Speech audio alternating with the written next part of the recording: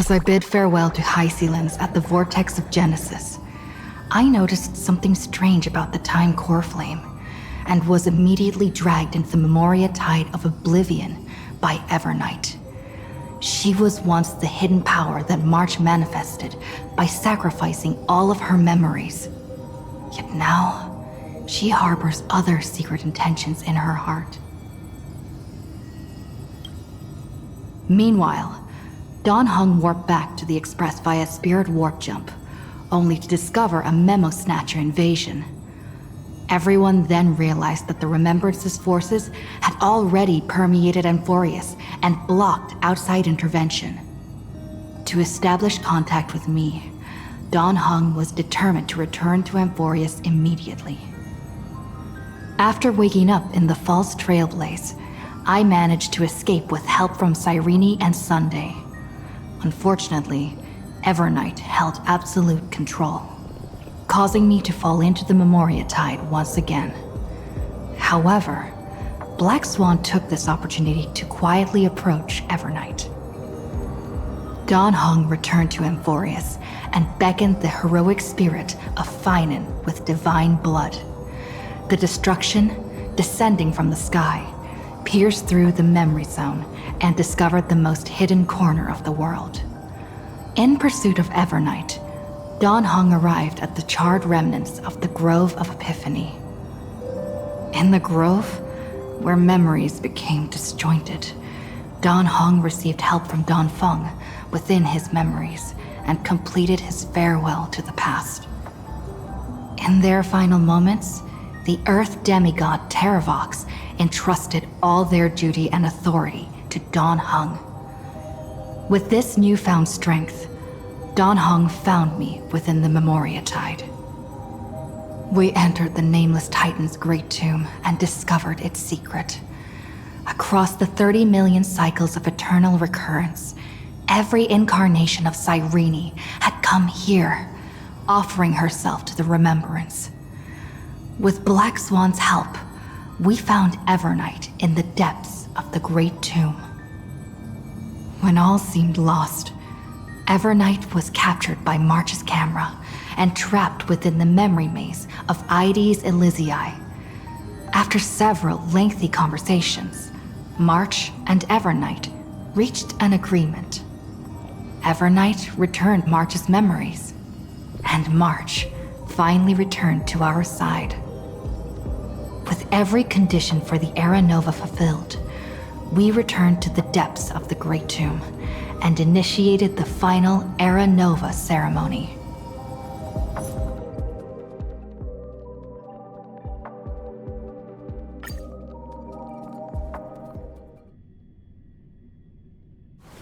This place is rich with the sweet scent of flowers.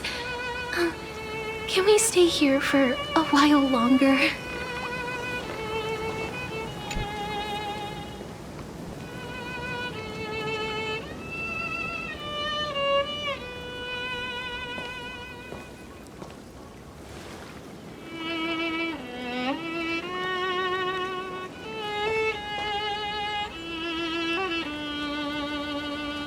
This view hasn't changed at all, has it?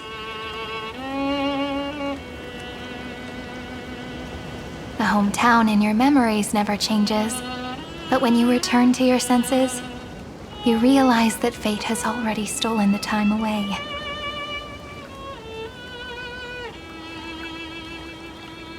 Welcome to the Trail of Genesis, friend.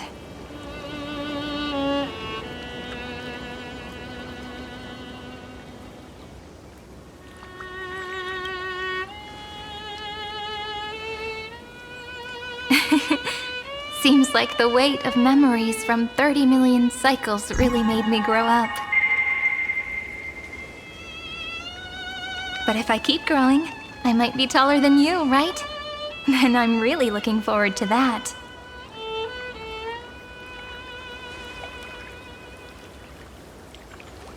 Before you arrived, I kept wondering, beyond the veil of Ides Elysiae, what kind of Amphorius is being born?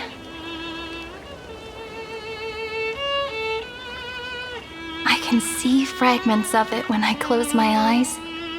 The friends who walked alongside us have all moved on toward their respective destinies. Some turning into pillars of the world, supporting the sky and the ocean. Others sowing reason, laying down the law, and with gentle hands lifting newborns into the light. Death and strife are no longer feared by people, and trickery has become the innocent games of children. All beings living ordinary and peaceful lives, within the net woven by romance and passage. There's no black tide, no flame chase, and no destruction. The world on the other side of the sea is one bathed in sunlight.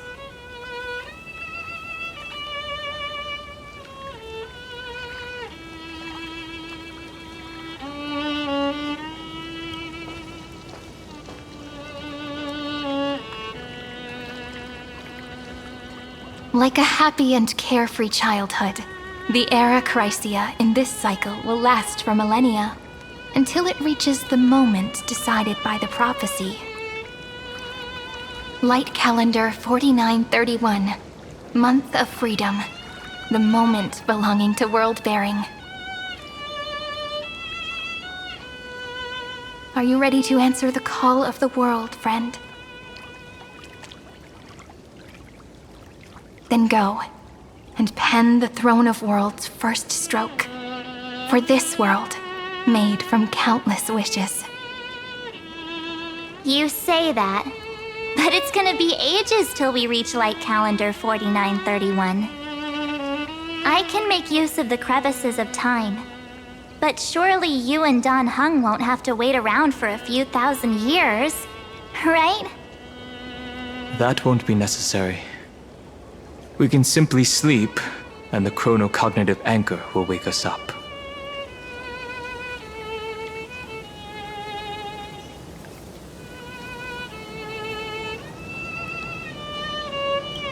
That's right.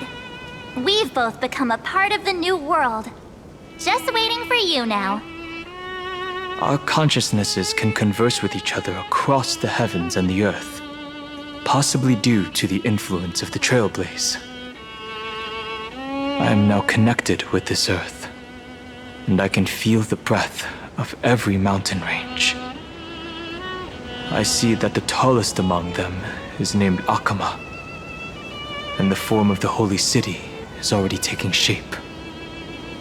In other words, your stage is almost set. Do you want to take a leaf out of Kefali's book and make some prophecies before your nap? But we're not the only ones who have changed. The chronocognitive anchor just transmitted a message stating that Iron Tomb has reacted to the Aeronova. The moment when our friend bore the weight of 30 million cycles of memories. Was probably also when the scepter devoured 30 million cycles of destruction.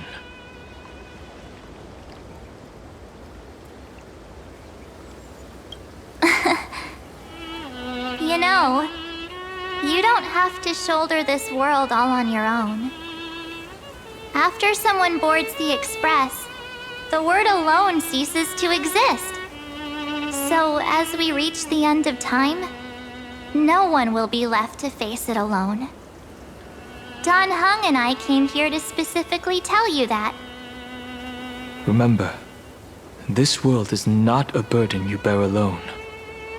It's a journey we trailblaze together, alongside all of the Express.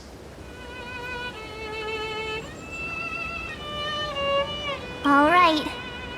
It's time for Dan Heng and me to go have a super long nap. Look after this world for us. The road ahead is long, but we'll be waiting for you at the end. We'll definitely meet again. Let's take one more look at the other side of the sea before we set off.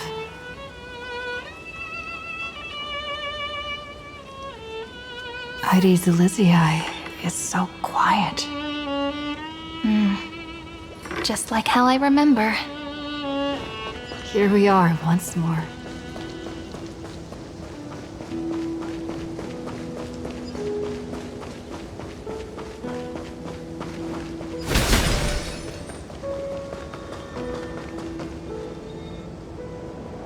The scent of the black tide is now completely calm.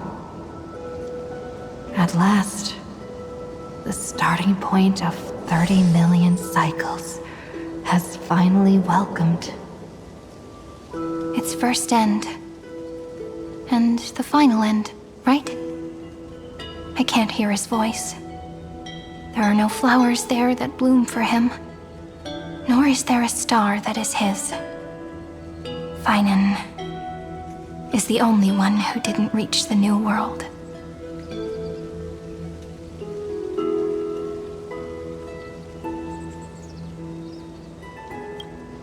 Look, the golden light that shone upon the grove still meanders between heaven and earth, like the prophecies of Amphorius.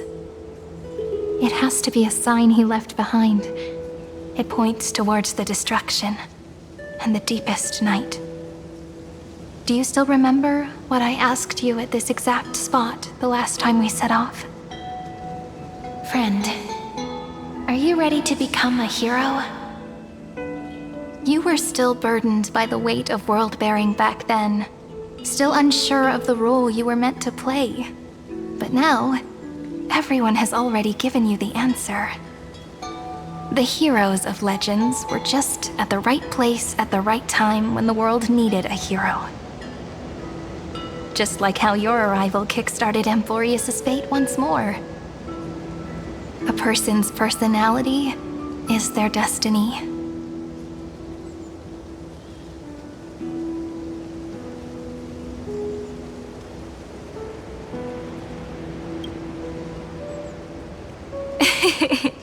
We best.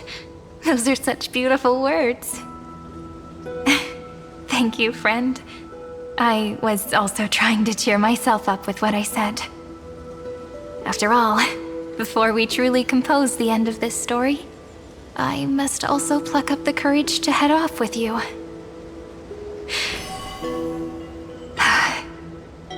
And face a memory that I have forgotten for too long, and have denied for too long.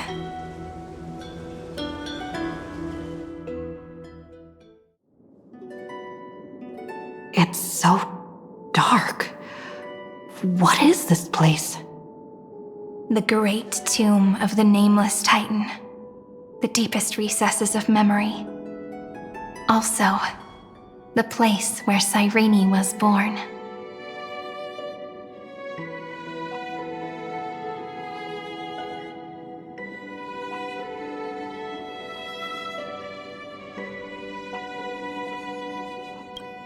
My apologies, friend. The more memories I got back along the way, the more I felt that something wasn't right. There's a sort of anxiety I can't get rid of. It's like when I was back in ID Silicii, when the reflections in the water always made me wonder, which is the real me? The one reflected in the water, or the one standing on the shore? But I finally get it now. Look, friend. The words on that wall are the answer. 1, 2, 3, 4, 5, 6, 7. Do, re, mi, fa, sol, la, ti. That rhymeless tune is the lullaby of little fairies. As always, I'll read this book to you. That way it won't just be Cyrene's memories alone. I've always thought that I was the narrator of the Flame Chase journey. But as it turns out, the narrator is also the most devoted audience.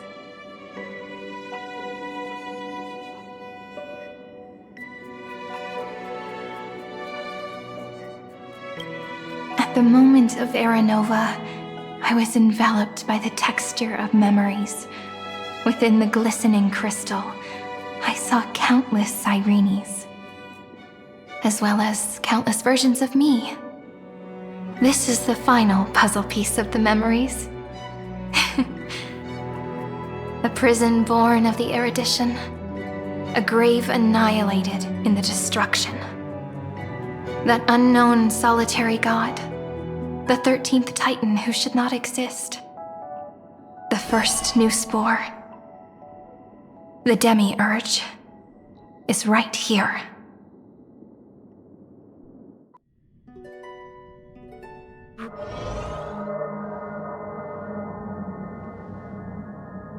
The interrogation records have been submitted to the Marshal. According to the Ten Lords' decree, Jing Liu and Luocha shall continue to be detained in the Shuling. But you, Merlin's Claw, have been reluctant to end the transmission. Do you wish to reminisce with us?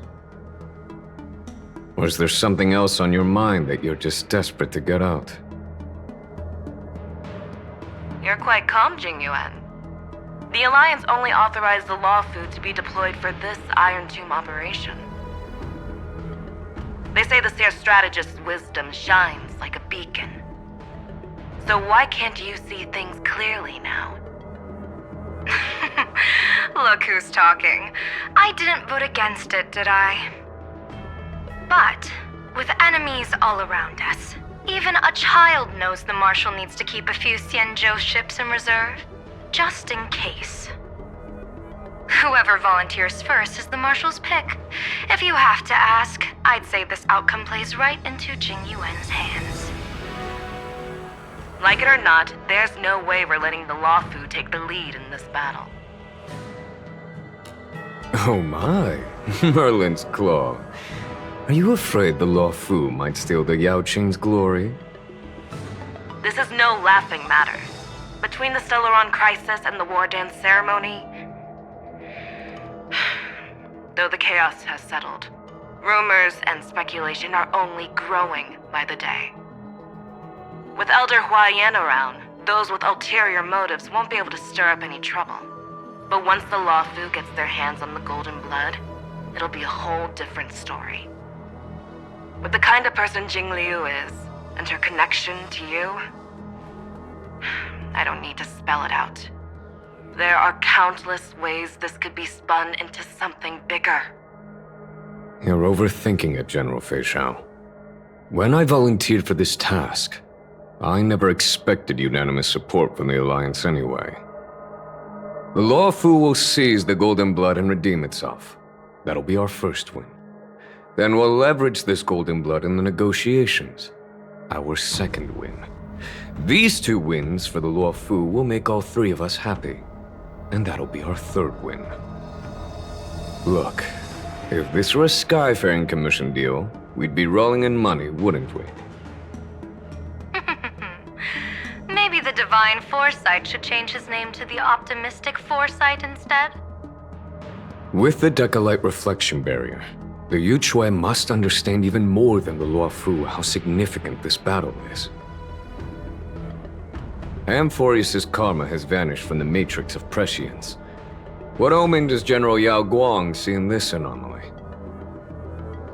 In divination studies, we call this an empty fortune.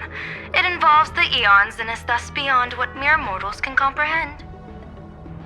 Your explanation isn't any clearer than Lady Fu's. Come on. How hard is it to understand the word uncertainty?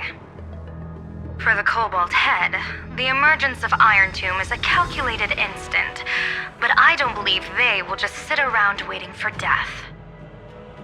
And for the powers of the cosmos, this is a glimmer of hope for them, and the key to turning the tide of interstellar affairs. The Astral Express is leading the formation of an allied force, but I can see each faction has its own hidden agenda.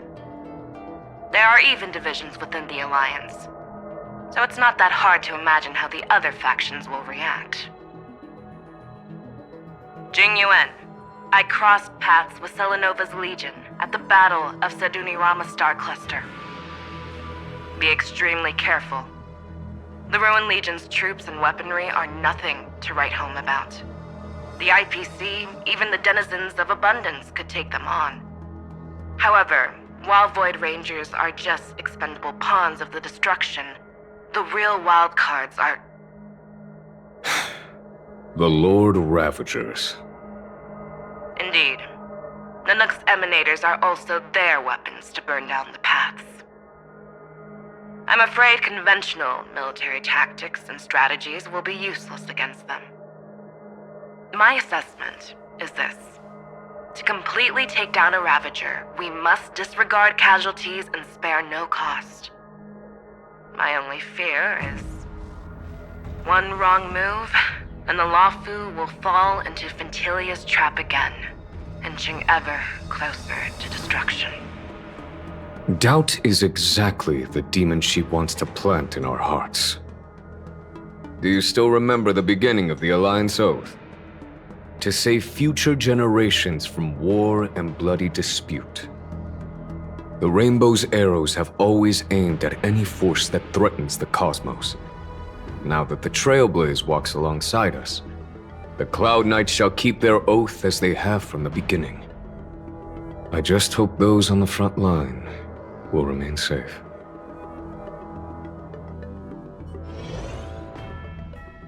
The chronocognitive anchor is sending a signal. Everyone, time to move out. Did she and the others make it? Let me go over the plan one more time just in case. You'll enter Amphorius, reunite with your 3 separated companions, and try to locate Iron Tomb from within the world. Who are you taking with you? The fate of the universe hangs in the balance. We can't afford any slip-ups. I suggest everyone, except Pom-Pom, join the fight. We do need to be prepared for all possible contingencies. I have no objection to this. I'll do whatever I can. Meanwhile, Screwy and I will continue attacking the Demiurge Matrix. That is, the Scepter's kernel, from the outside. With our 2-pronged attack, we'll turn this hunk of metal into scrap for sure. Now we just wait for those 2 to get back.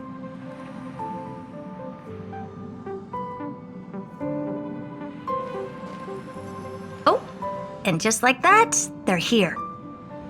Sorry to keep you waiting. With Planet Screwlum's help, the formation of the Cosmic Alliance to counter Iron Tomb is progressing smoothly. The cosmos has set its sights on Amphorius, and now it's just waiting for the first shot. Well then, let's not waste any more time, Fourth Mirror. It's my time to shine! Finally off the bench! Initiating thought refraction. Please read the safety protocols carefully.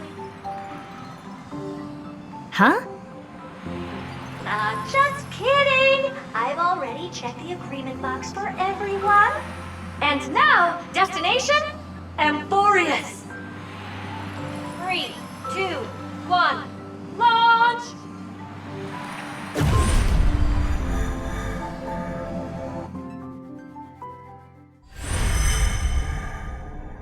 The flow of Memoria is so heavy here.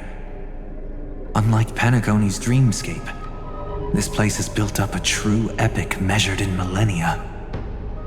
The vortex of Genesis, where all myths begin and end. And in this new world created by the Nameless, the infinite cycles have been broken. Let's set up the Trailblaze beacon and establish contact with the outside world. I'll leave it to you then. It'd be better for me to not show myself in front of the Garden of Recollection. And, Mr. Sunday, you probably shouldn't show yourself either. Agreed. The Astral Express has landed. If you receive this message, please respond immediately. Over. This is the Cianjo Alliance. Communications normal. Interastral Peace Corporation. Communications normal. No response from the Galaxy Rangers. Not surprising. But I didn't expect the family to also stay silent at such a critical moment. That's a pretty blatant disregard from the family for Penacony's independent director, I'd say. Long time no see, Miss Himiko. It's been quite a while, Madam Jade. The significance of this battle rivals that of the campaign against Zulo. Only through victory can we disperse the shadow of Iron Tomb that looms over countless worlds. The 10 Stonehearts shall spare no effort for such a grand mission for the preservation. Madam Jade led the Intelligentsia Guild in conducting specialized research on Iron Tomb's past activities. The bad news is, the collapse of the erudition won't just affect inorganic beings. You mean Iron Tomb can infect organic life too? Well, the good news is, so far, its effects on organic life are under control. The infection progresses slowly, and the resulting neuropathy is non-fatal. In any case, the IPC can guarantee targeted vaccine coverage within 48 system hours in all star zones within the medical system. What about other star zones? At a time like this, are the followers of the Firmament Arbiters still trying to make a profit? I remember you, Master Diviner. Your performance during the Third Denizens of Abundance War was quite impressive. Please rest assured, all worlds can purchase vaccines from the IPC with a humanitarian discount. That's the current policy at the very least. But if the Xianzhou Alliance is willing to assist with the IPC's assets in Epsilon and other star systems, we'll have more cards to play when reiterating to the board the necessity of deep cooperation. It makes sense, since Interracial Peace Entertainment's headquarters is in Epsilon. But why are all the other worlds on the list? Places that the Elation has visited? Think of it as a long-term investment. Please understand that everyone at Pierpoint is swamped with Iron Tomb work, especially the marketing development department. At this rate, even the 10 Stonehearts can only do so much. Having some assistance from the Alliance would surely benefit the entire cosmos. Wouldn't you agree? As an old Xianzhou saying goes, those who succeed should help all under heaven. Your proposal must be decided on by the 7 Arbiter Generals. I'm just here to relay the message. In times of crisis, the Luofu will not hesitate to help those in need. However, the prerequisite is that the IPC must unconditionally assist the Alliance with emergency rescue operations in the disaster area. Of course. In the name of preservation, all for the Amber Lord. Thank you all for your selfless dedication.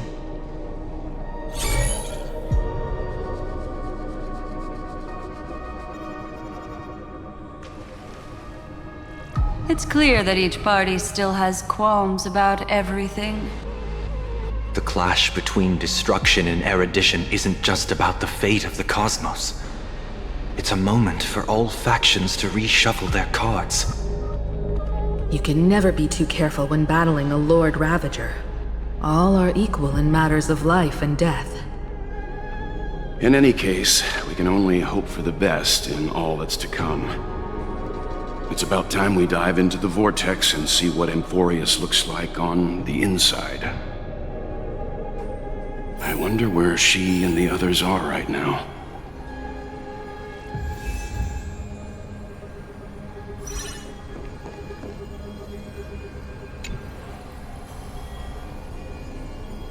Hello? How's the signal? Can you hear us? Ah, we're through! I can see the video feed. Everything's working perfectly. Miss Branya? Miss Serval? What a surprise. It's been a while. We've already heard from Miss Topaz about the Iron Tomb operation. She made a special trip to deliver the vaccine to Belobog. I can't believe the Express crew is at the eye of that storm. Is everything going smoothly? Don't worry, we're still following the plan step by step. How's the situation in Belobog? Urillo 6 is located on the outskirts of the preservation barricade. while it won't bear the brunt of the first wave, there's still a risk from the aftershocks. That kid Japard and Pela are busy organizing the Silvermane Guards, having them consolidate their lines and dig trenches. Zila and Lynx just got back from the Geomarrow vein production chain. Hey, do you want to say something to them? That would be unnecessary. It'll only shake their morale. Just tell them to stay safe. Miss Bronya, I'm afraid this disaster will be far more terrible than you can imagine. Please, be sure to follow Miss Topaz's instructions and make thorough preparations. Of course. We have resealed most of the engine of creation beneath the ice to prevent the will of the preservation from becoming an accomplice to the destruction. Don't worry, Miss Himiko. Belobog is far more resilient than we imagined. We really wish we could help, but Eurilo 6 has only just woken up from its hibernation. The Astral Express, standing at the forefront of disaster, is the hope for many ordinary civilizations across the universe. In the face of a massive catastrophe like this one, relatively smaller civilizations have never had many options. But that's exactly why we have a resolve that's second to none. If anything goes wrong, Miss Topaz, I hope you can help out and rescue the affected citizens. No problem. Also, didn't the Xianzhou sign a friendship agreement with Eurilo 6 earlier? They won't stand by idly either. I appreciate your kindness, everyone. But Eurilo 6 is our home. We will defend it to our last breath until the last Belabogian falls. Miss Bronya. May all civilizations that have made it this far on their own strength weather this crisis together.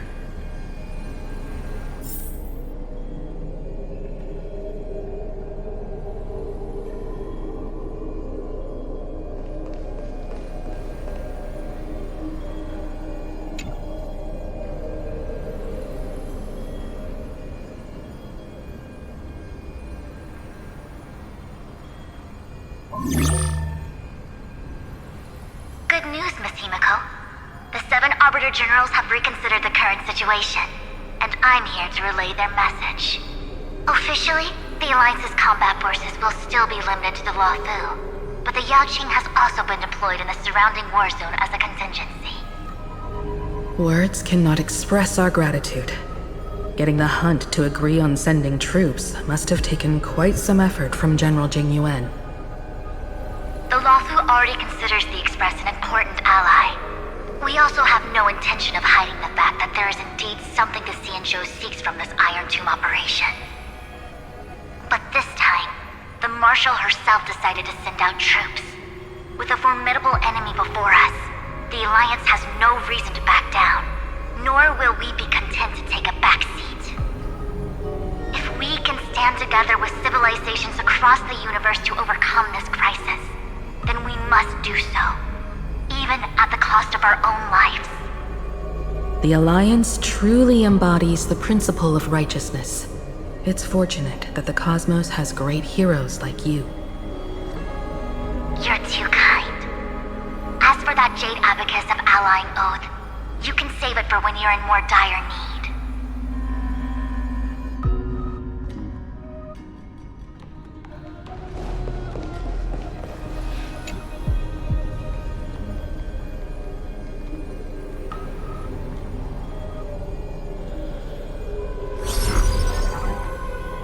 I regret to inform you, Miss Himiko, that even the Strategic Investment Department is constrained when it comes to the Iron Tomb issue. And it would be difficult to meet the expectations of the Astral Express. However, Madam Jade instructed us to look after our nameless friends as much as possible. So let me offer you all a small suggestion, just from my personal perspective. Other departments at the IVC might also take this opportunity to extend an olive branch to you. When that time comes, I hope the Astral Express will remember that the 10 Stonehearts were willing to stand with the Trailblaze, even though we were in a difficult position. And more importantly, we were the only ones willing to do so. Sounds like a threat, doesn't it? But trust me, every word comes straight from the heart. Has the internal conflict within the IPC really gotten this bad? Everyone knows about the bad blood between Diamond and Oswaldo, but at least until now they've had an uneasy truce. Until the Lord Ravager Archforger caught the board's attention. I'll leave it at that, as it's confidential information. Hope you can understand. I understand. Our immediate priority is to address the Iron Tomb crisis. Let's hope for success from the start. This might help ease everyone's pressing concerns.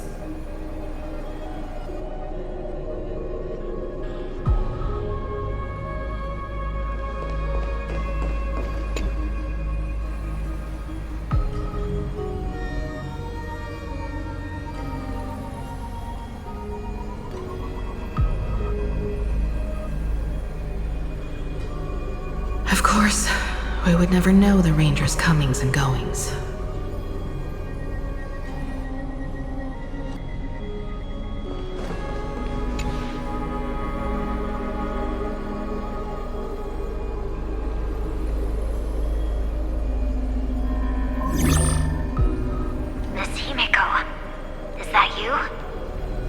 Yes, and you are Miss Robin. Yes. I apologize for not being able to respond during the meeting earlier. And even now I can only appear in disguise. On behalf of the Penaconian family branch, I extend my sincerest apologies to everyone. We tried to request aid from the family. We essentially received no response. I've heard about the internal conflicts within the family. Miss Robin, there's no need to apologize. Every bit of strength is precious at this moment. Thank you for understanding. The good news is, since you're one of the shareholders of Penacony, the family heads have agreed to allow me to lead all Asdanian tuners to the front lines. My charitable foundation will also do as much as possible to provide support in this battle. They'll ensure that proper arrangements are provided for those wounded on the front lines, and for residents in affected areas. Miss Robin, I'm beyond moved by your spirit of self-sacrifice.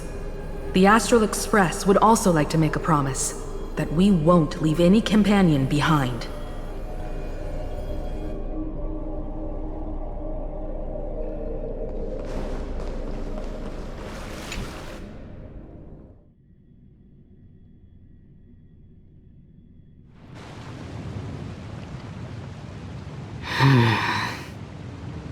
Why is there no one here? Everything in Akama seems normal. The New World was enjoying peaceful times not long ago. It seems it was even more recent than not long ago, Miss Himiko. The fruit on the table is freshly cut, and the bath temperature is just right. The remembrance tells me this place was bustling with people just moments ago. It's as if everyone vanished in an instant.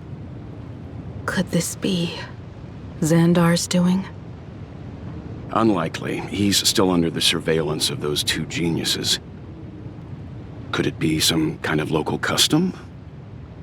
A custom that makes an entire city fall silent in an instant. Pardon my frankness, Mr. Yang, but this reminds me of some unsettling rumors about the Harmony. Complete silence is often the prelude to divine intervention. Everyone, be careful. Here they come! Here they come! The Nameless of the Astral Express! Evernight? How is this possible? She was already...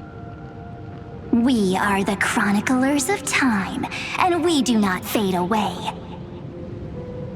Finally, the last era Nova has been completed. What did you do to the residents of the Holy City and the Three Nameless? I didn't need to do anything. The remembrance will ultimately become the substance of the new world. Now, they are no longer the Trailblazers you once knew, but gods who permeate heaven and earth. The 12 Titans who guard Amphorius.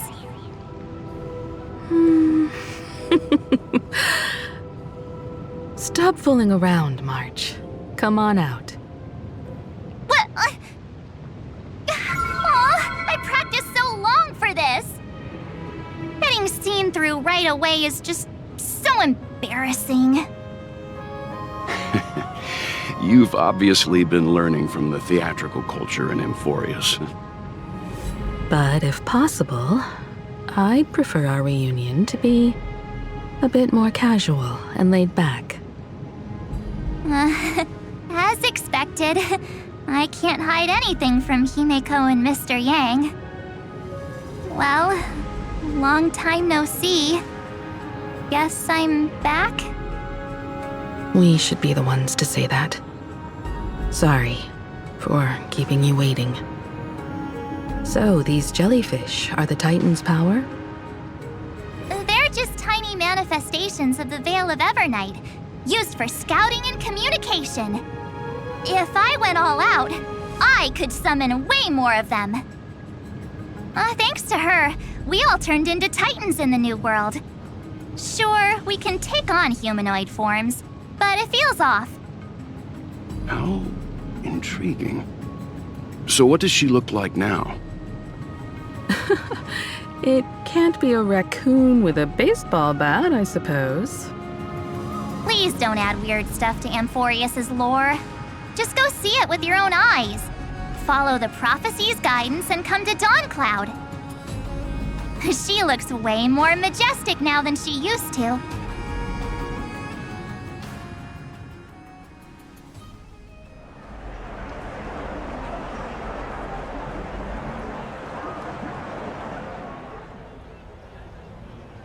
Unbelievable. All the residents of the Holy City have gathered here. This isn't just a gathering. It's a pilgrimage. The people's expressions are resolute, devout, as if waiting for a miracle to descend. That colossal deity is her. She has become the pillar of the world. Surprisingly authentic. Being this serious is quite unlike her usual style. Those people didn't disappear. Instead, they've answered the call of the prophecy and come to witness her awakening. Our good buddy now bears the weight of the entire world, and every breath they take is intertwined with Amphorius's destiny. Awakening? Has she fallen into slumber? Yeah. After all, with such a huge time dilation between inside and outside the scepter, this was the only way we could wait for everyone. Time watches over yesterday. Earth guards today. And when the Trailblaze steps into Amphorius once more, the slumbering deliverer shall awaken. And then, bring the prophecy of tomorrow to this world. Come on, everyone! Let's get closer to her! Watch how the world-bearing prophecy changes this world!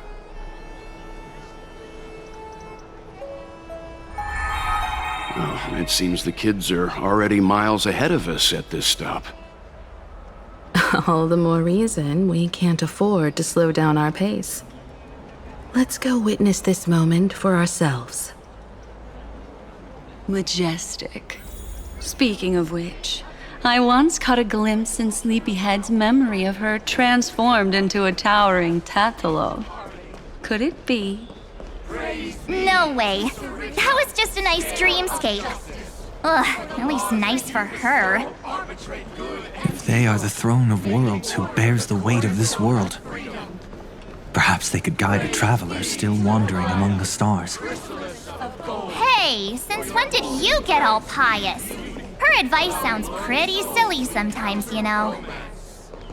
The so-called fool and the world are merely a step apart. For you bear fruit upon the tree of reason. Citizens, behold! Our last Titan, the world-bearing deliverer, is about to awaken! Oh, ancient god! Your loyal subjects, bewildered followers, and fearless comrades in arms have all knelt before your throne. Awaken from your eternal slumber and bestow upon the world your divine prophecy! Please guide us! Show us how to embrace this beloved world as we welcome that distant dawn!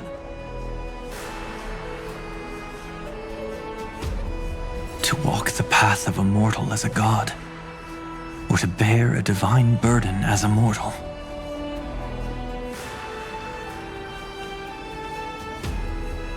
She will give us the answer.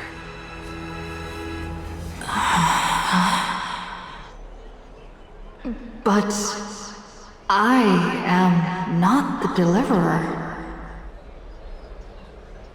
Rather, I am the nameless who dwells among mortals. That voice is definitely her. I heard your prayers. The core flames flickered and dimmed, and the age of the gods met its end. So flow, golden blood, flow. I'll bestow it upon you, returning it to the true masters of this world. Stand with me and become heroes.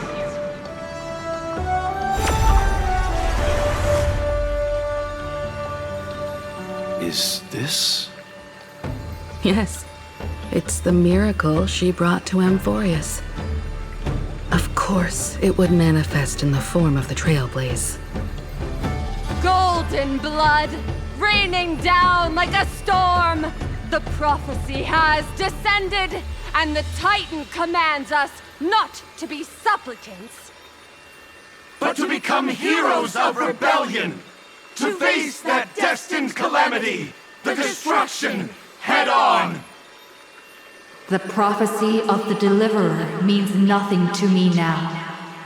It belongs in the hands of someone far more fitting. Someone like all of you.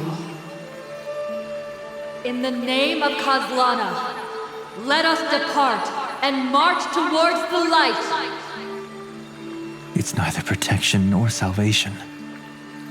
As always, there's no need for totems or myths. Humanity's most primal faith is that instinct named survival. Let's go, everyone. Someone has already sounded the horn of departure. Explore, understand, establish, and connect. Together, let us blaze a trail for the destiny of this world.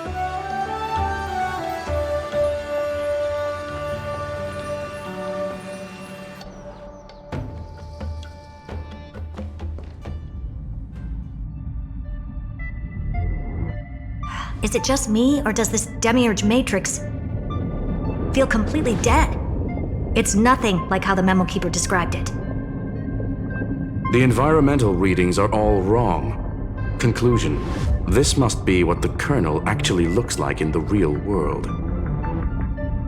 What did Xandar do to the scepter? At the end of light, there must be silence. Certain, pure, and absolute darkness. Not the time to quote the Lord of Silence. Bad omen. Either way, we have to press on. Until we uncover the truth behind the 13th Titan. The buried past is the key to stopping Iron Tomb. That is, if it even exists.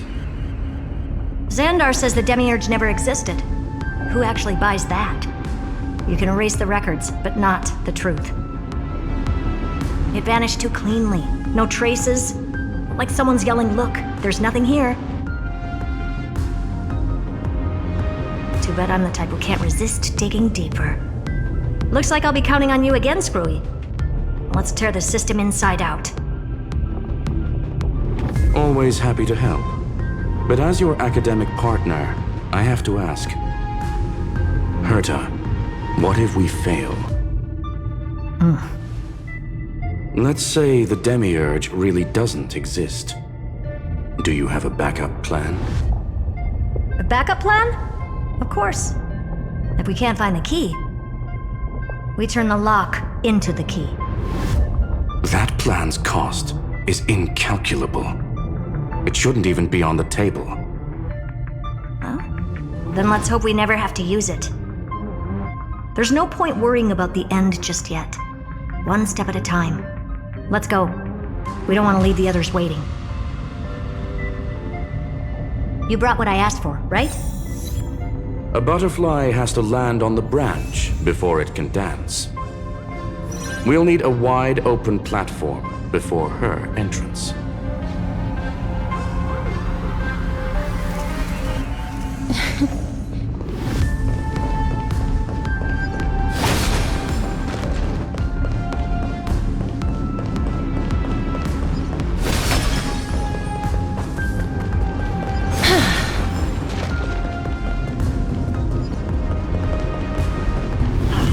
Just use that thing over there, Zag.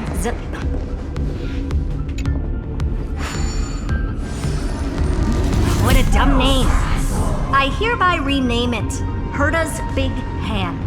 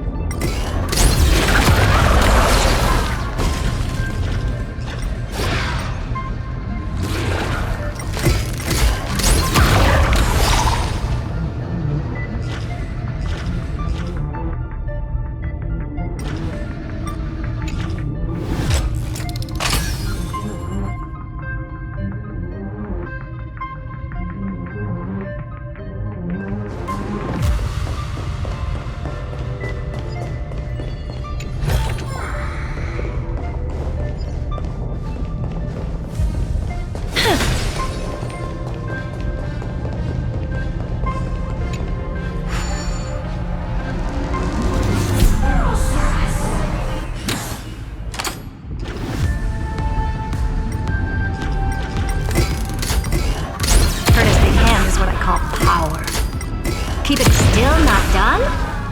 What is this? A junkyard for old... Finally!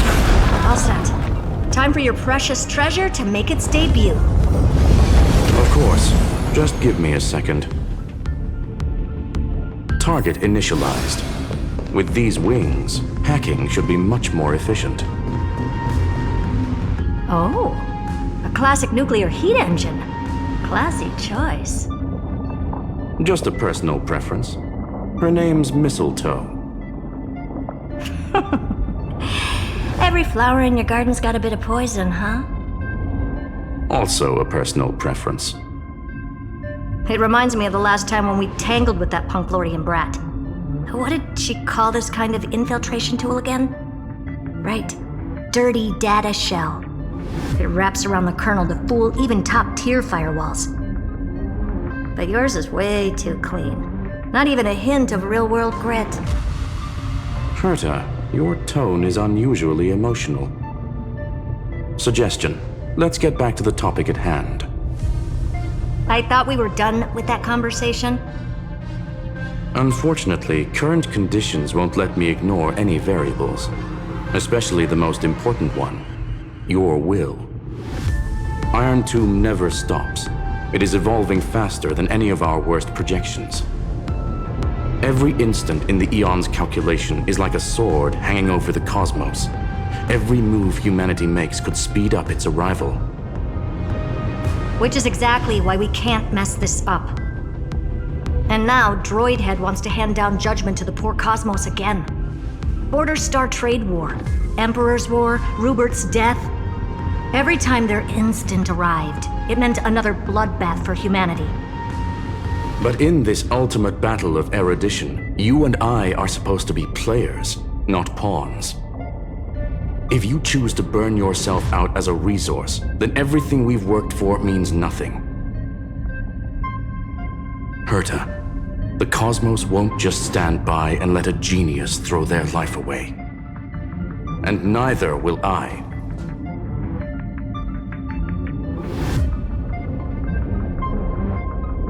No need to kill the mood. This is why we're here, isn't it? We need to find the Demiurge and that lost key. I'm not here to be a deliverer. I just want to beat Xandar and Droidhead. Right now, I just need to know. Are you with me? Of course. Time to board. After you. Let's tidy this place up and see what this Demiurge really is.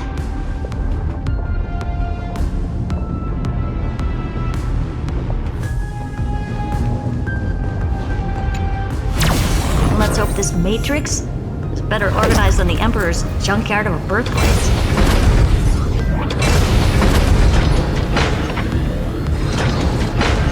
Buckle up. We're hacking in. This is... Herta, this whole space has been completely tainted by some kind of energy. I see it too. We're thinking the same thing. Xandar, how could you go this far? Turning your own graveyard into this. What's that up ahead? Katorzane algebraic expressions. It's built for isolation, not defense.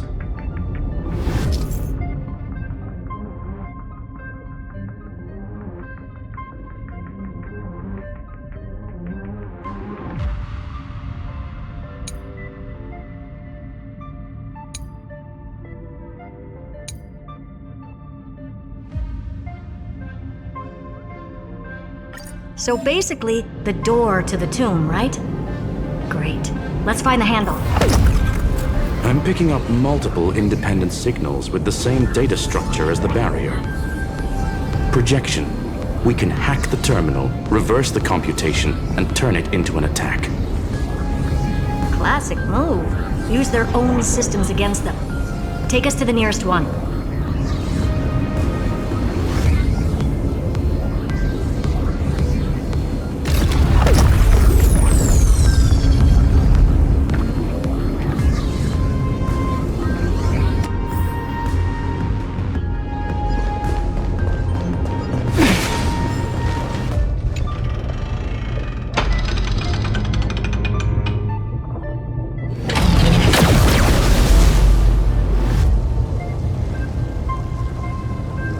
Almost no response.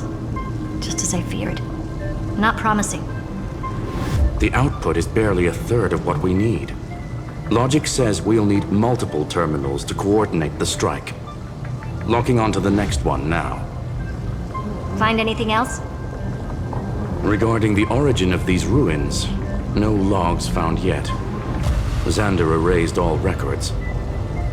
But I did find some interesting scars in the circuit. High energy radiation, internal imaginary energy contamination. From what I know, there's only one thing that fits. Skip the science talk, Screwy. That thing only goes by one name. The Stellaron. Exactly. Xander blew one up just to clean the entire scepter system. So that's what he meant by killed that Titan with my own hands. He wanted to turn the neuron of the erudition into a relay for the destruction. That meant getting rid of all of it at all costs. The life form known as the Demiurge was the original target of the Scepter's extrapolation. It makes sense. Evernight calling it the first new spore confirms this viewpoint. The prime mover of life. That's what Scepter Delta ME-13 was originally tasked with. Even after it got scrapped, the query kept running. Yet the true value lies in the process of solving it, not the answer itself. Then, does this mean finding the Demiurge is hopeless? No, I'd say exactly the opposite. It means Xandar had no control. He couldn't contain the Demiurge just like he couldn't handle Droidhead. So he tried to erase every trace. But he failed. It still left a mark. By the way, if there's another Stellaron in Amphorius, why hasn't that little one reacted to it at all? You said the Demiurge left a trace, right? Yeah, but not in the real world. Remember the great tomb of the Nameless Titan?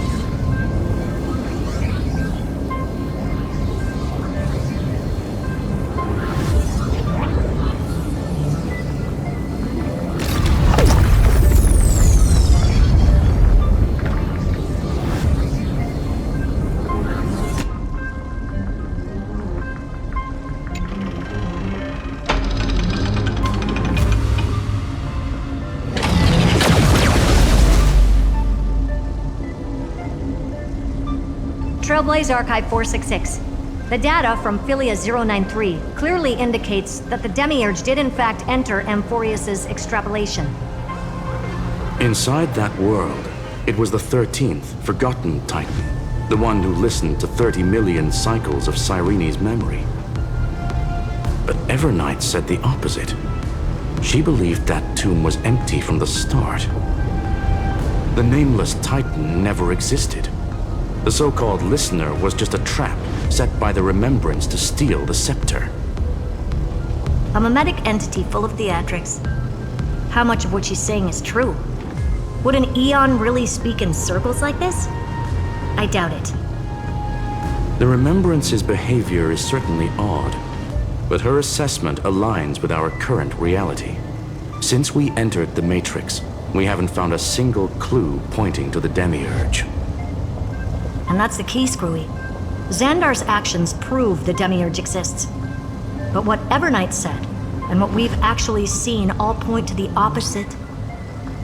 So we have to assume that both are true. And if that's the case, then the contradiction leads us to... the truth. Exactly. One last terminal. One final key. Time to crack open the kernel.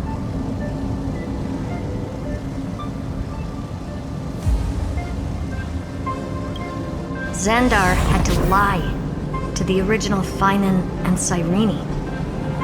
Logic. He had already identified the Remembrance as a threat, yet found no viable way to eliminate it. All right, let's finish this. Time to break through that barrier.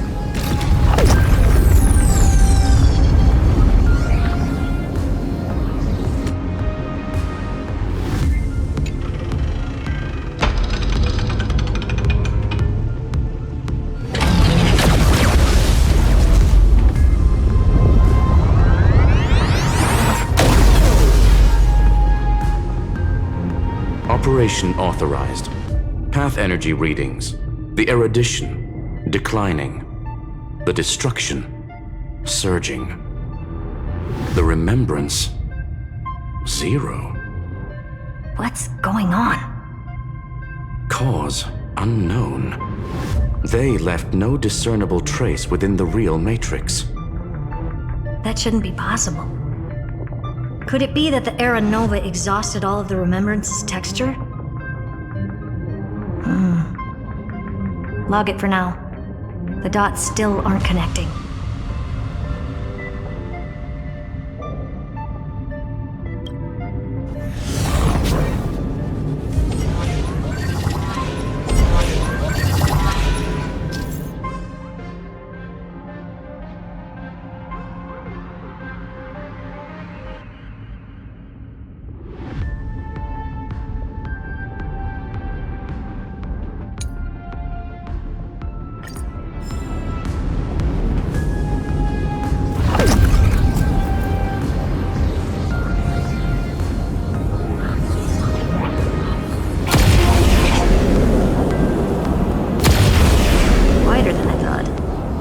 Expecting a full-on aerial brawl. It's advised to remain vigilant. The destruction's levels are still rising. Huh? What's the matter? Interesting.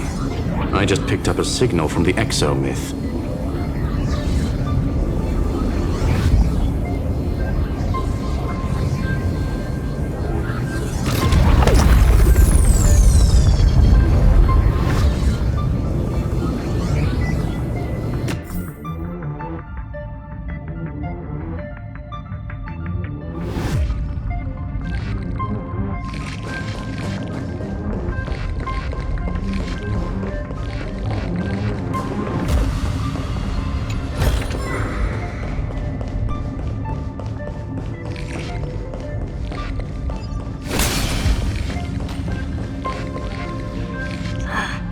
This repulsive force is unlike anything I've felt before. Is this the place? Correct. Judging by its defensive properties, this is the entrance to the exomyth. I didn't expect that. Who builds a lab in the middle of digital rubble? Then again, never doubt a dead man's resolve. So how's our dearly departed doing? He severed part of his neural pathways to break free from Lord Anaxagoras' control. But that also triggered the failsafe I set. Conclusion: Xander has lost all combat functionality and is no longer capable of action. So now he's a spectator. Literally. Screwy, can you open a path? Just to be sure, I want to see this for myself. Might as well drop in and say hi to the real him. Logic. Scanning his inspiration circuit might help us track down the demiurge. Exactly. His brain is the crime scene. There's no way it's spotless. But it could be a trap. That's why you're here. 2-on-1. We've never lost that matchup. I'm honored. The chronocognitive anchor is in place. Proceed when ready.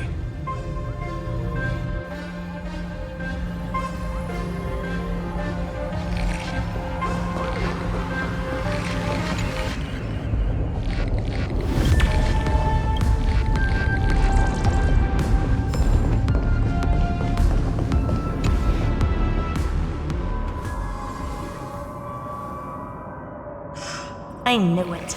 The one thing I didn't want to happen. He's not here. The coordinates are accurate. Xander is still here. However, his position is shifting rapidly and chaotically. This pattern doesn't match any known shielding technology. It's his domain. Stay alert.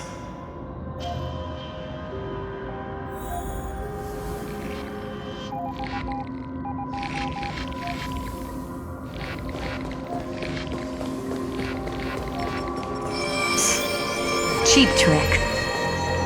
The spatial feat. We're back. Reverse engineering complete. The results are not what I expected. Logs show Lycurgus revoked administrator access. The chronocognitive anchor can't get a fix because at the system level, Lygus no longer exists. Our navigation target is a null set. So he's stopped resisting? Before vanishing, it seems he left one last message for us. To those who follow, all is proven. Find me beneath the tombstone. Melodramatic. He was expecting us. And once he learned of the Great Tomb's existence, he initiated his own search for the Demiurge. Guess he wants a final showdown. Fine. Let the old Intellitron dig his own grave. Just like he wants.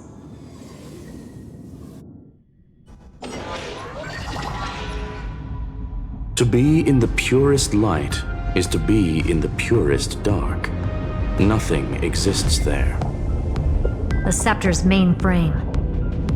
Or maybe we should now call it the Lord Ravager's placenta. Unfortunately, we still haven't found anything. Really? I don't think so. Not finding anything is our biggest find. Please elaborate. If the Demiurge was destroyed, there'd be at least some bits of it left. I don't buy that a Stellaron could have blasted all the traces away as cleanly as a scalpel. As I said before, its disappearance is too clean. If the garden hadn't stirred the pot, no one would even know about the Demiurge's existence. We're talking about the Scepter's original extrapolation goal. There's no way that nothing of it was left behind. Or we can look at it from another perspective. If you were Xandar, would you be this obsessed with a concept that poses no threat? Would you guard against it at every turn? There is the possibility that he's naturally meticulous and hates variables. That does track with the impression he gave about himself. But Xandar shut that theory down himself just now. Choosing to act, even if it'll cost him dearly. We know that feeling well. The unknown is right in front of us. So we only have one choice. Solve it. You sound pretty convinced. Surely you already have a theory.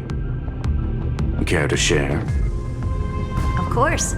Though I don't have hard proof, I'm almost certain that the Demiurge has been in everyone's plain sight all this time. Yet, they were mistaken for someone else. That'd make the most sense. Why was the room empty? Because the person locked in there had run away ages ago. But they were weak and small and had no presence whatsoever. Even the old Intellitron didn't notice them. Which also means there's a high chance that their powers are minuscule and cannot alter the outcome of the battle at all. Well, at least Xandar is scared of them. Come on, it's time to confront him. Let's go to the tombstone he talked about.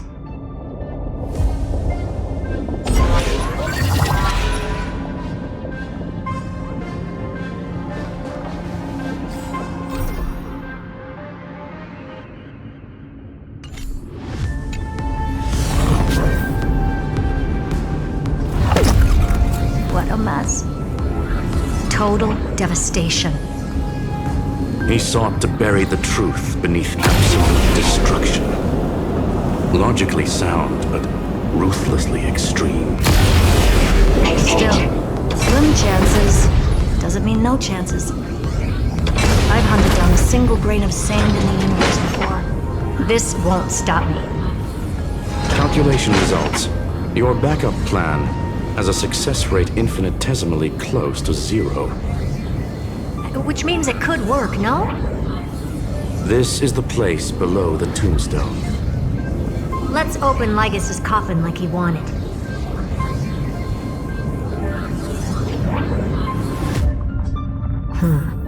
Looks like you were right.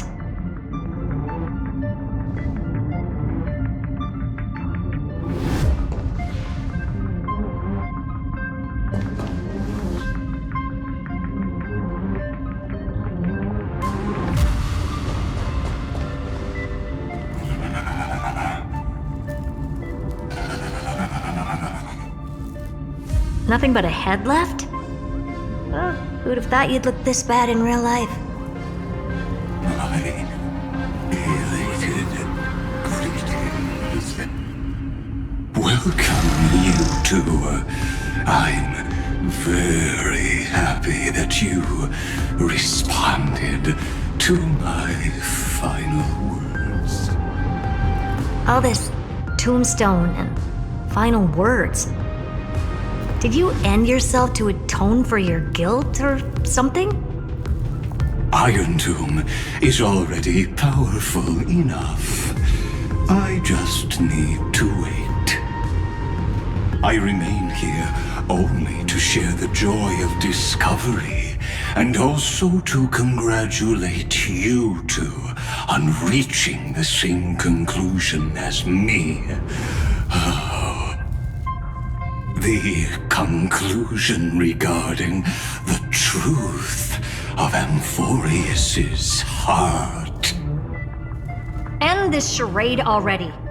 That Amphorius's heart you're talking about is just a missing demiurge.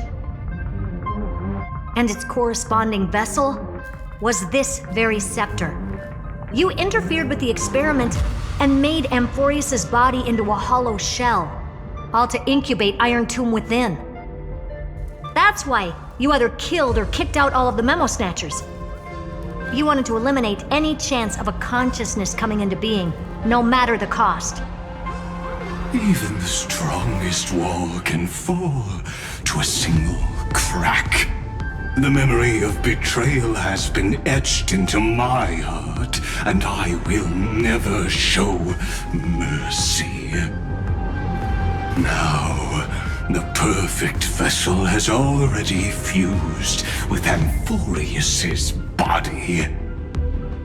Unfortunately for you, the answer is all but revealed regarding who the Demiurge is.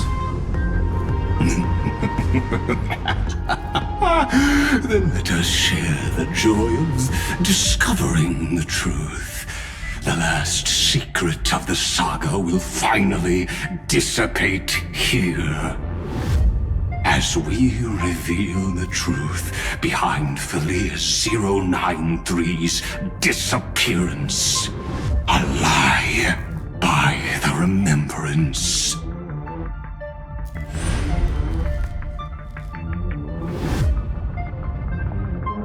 But where should I start with the story about me? From the beginning of the universe? Just kidding. That would be too much. I just want to tell a teeny story. So little that it started with a seed. I know you're listening, my good friend.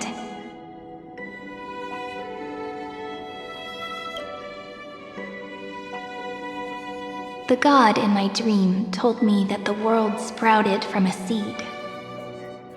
It grew into a great tree named Amphorius, and time became its branches and leaves, basking in the light. What a coincidence. Dappled light coming through the leaves is my first memory as well. On a very ordinary early morning, beneath the village's biggest tree. The daughter of Ide Silicii quietly came into this world.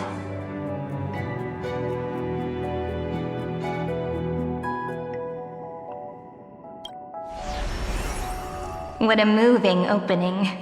A loud cry was the first gift the child gave to the world. The prophecy's fulfilled, the villagers say. This child is a gift from the Titans. Pink hair and sharp ears, she was born to be the priest of time. The Titans also gave their blessings. You shall fade when the flowers bloom, for every ending begets a beginning. Flowers will bloom and wilt. What a beautiful ending. This page concluded in laughter. Cry loud, child. Let your voice reach Orynyx.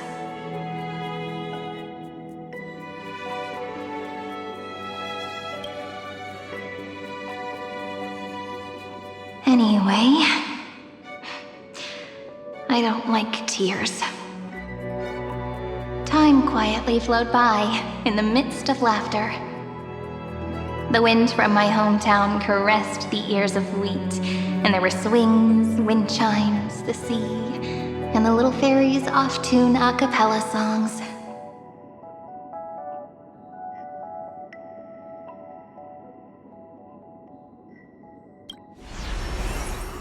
But the name Ide Siliciae came from the unpleasant sorrows of the gods.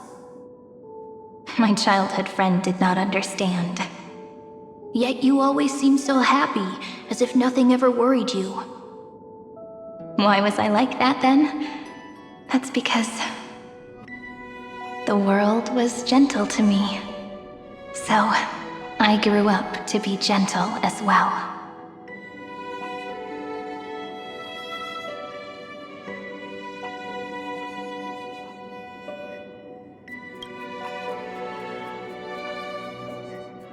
But fate was fickle, and it urged the child to grow up. To grow bigger and bigger, and to go to places far away. Just like how the crumbling world could not preserve an eternal hometown. Just as the ballad blown on the breeze says, losses are a constant on the flame chase journey. Oh, whose ears are pricked up now? You definitely heard me say this sentence a lot of times. You know that the story starts to deviate from here. Aren't you looking forward to it? Then let's get started. The hero's journey crosses through the long night, through tears and laughter, and once again heads towards tomorrow.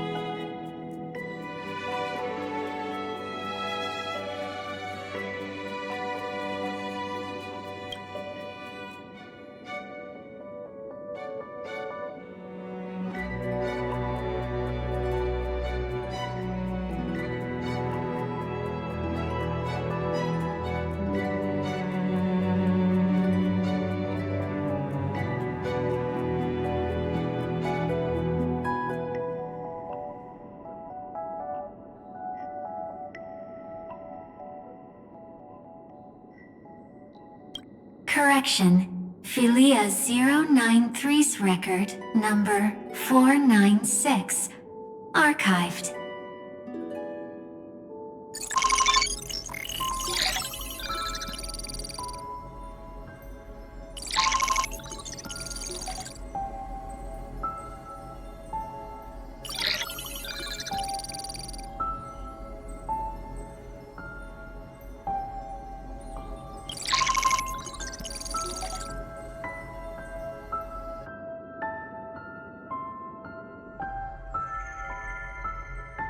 Hi, miss me yet?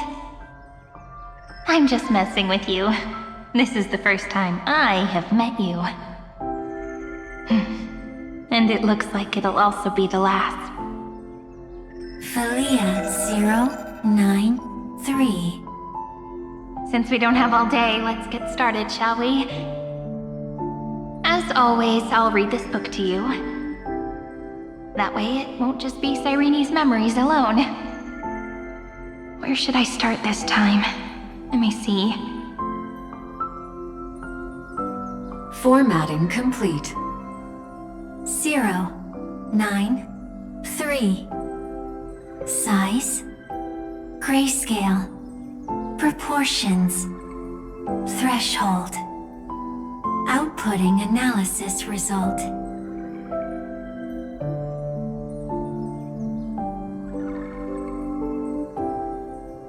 Philia 093 equals peach.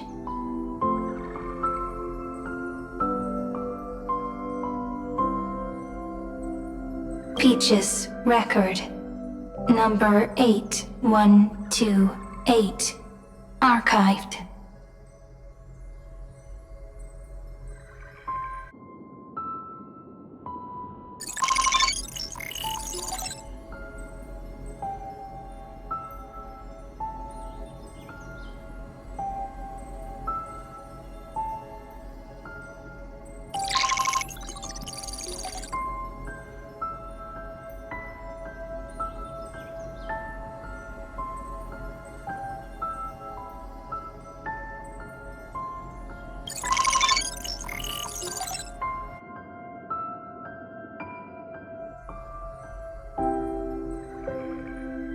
Query.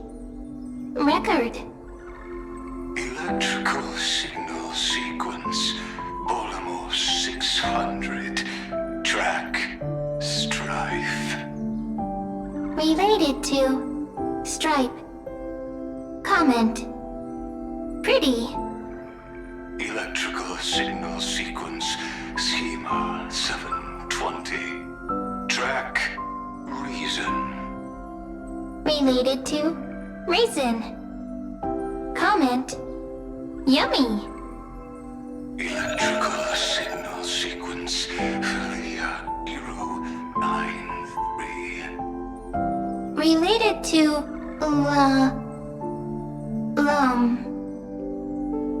Love.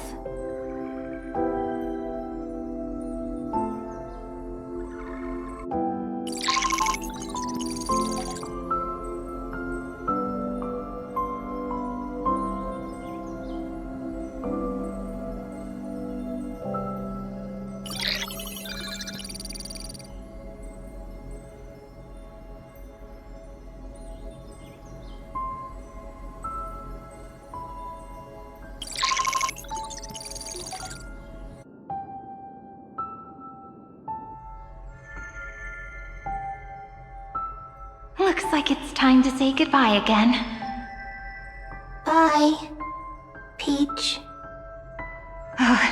Before I was even aware of it, this book had already recorded too many emotions. Every page has become so heavy. Conclusion. Books are meant to be light, not heavy. I've started to feel uneasy whenever I take it into my hands. Peach, uneasy? Formatting progress, 94.423%. How many times has it been? It faithfully fulfills its duty, activating and formatting. Conclusion. Progress. Bad. If I can only write the same ending every time I lift my pen, then is this weighty saga just an overly naive dream? Peach, scared. Formatting progress, 96.024%. Peach, don't cry. Process error. Analyzing. Process error. Analyzing. Comment. I'm here. Process error. Analyzing. Really?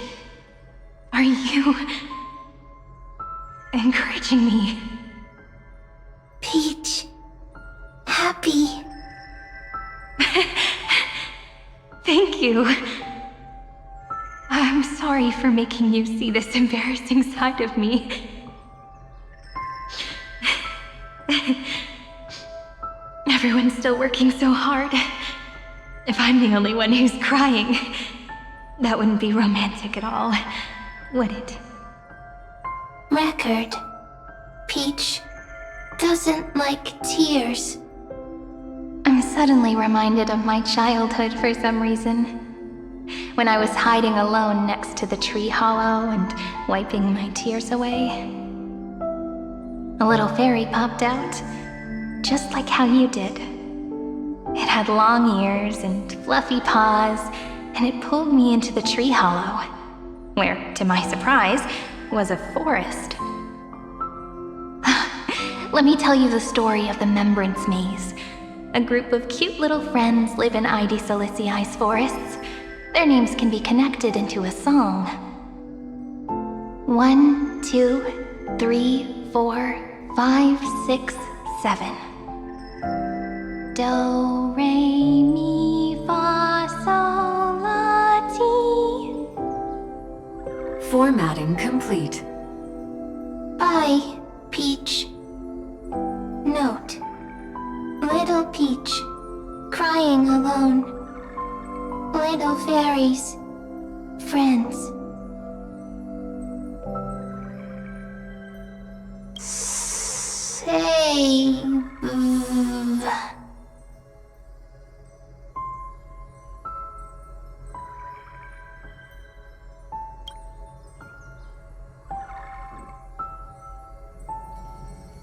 Little fairies, good friends. Bye-bye.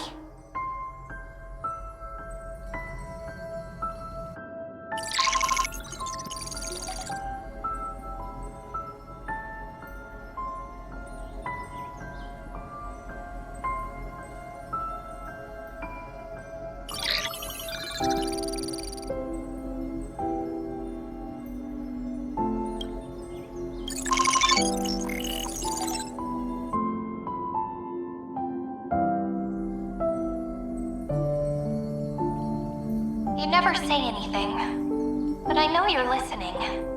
Every story I've told is like a little key that opened a door in your heart, no? Me! Little fairies!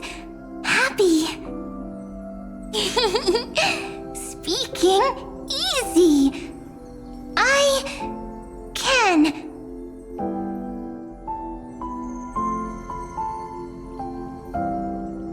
Once again, the saga comes to an end. Everything is deathly silent, just like this very moment. Shh! You speak! I listen! This time, too, sitting together. Now that I look back, there was a period when I got really sentimental. Sentimental. Stories have sentiments. I was so anxious, trying to find as many different memories as possible, hoping to bring some change to this unchanging destiny, and find the way out of this maze. Peach, strange. But I won't do that anymore now. Why unhappy? Formatting progress 73.998%. I'm here. Don't be scared. Process error. Analyzing. Won't allow it to interrupt you. Always sitting together. No need to feel sorry for me, good friend. If there are no new blank spaces, how can a saga continue? Blank spaces? What's that? I'm actually really lucky, you know. During the long years I've spent waiting for the deliverer, I've always had you here as an audience. Isn't that already enough? Not enough, not enough! Peach, don't leave! Now I can rest in peace in the past. As for when tomorrow will come, I'll have to ask the next Cyrene to continue our watch. Peach left. If there are no new blank spaces, how can a saga continue? Needs new blank spaces. Next, Cyrene has blank space.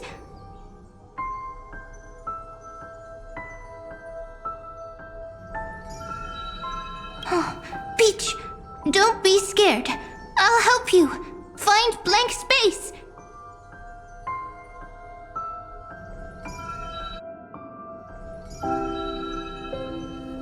Cyrene is Peach, is love. So, first there is love, then there is Cyrene, then there is blank space.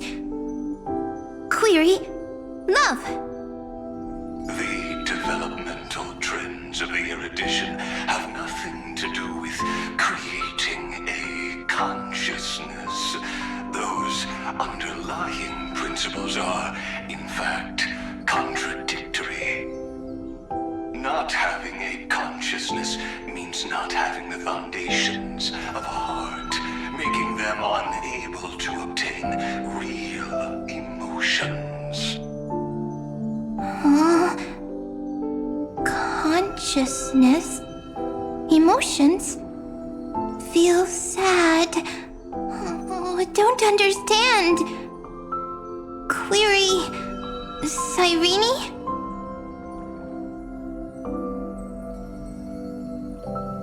What could be behind this door? Glittering crystals? Or a beautiful world I've never seen before? If I tell you all the stories of tomorrow, will I be able to finally welcome the Deliverer and Emphorius' dawn in the next life? Key, door, story, happy.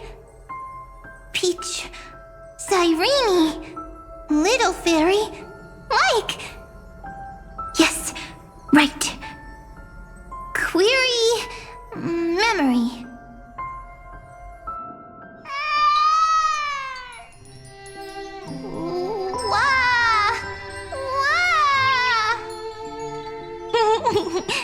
Peaches, memories, save, learn.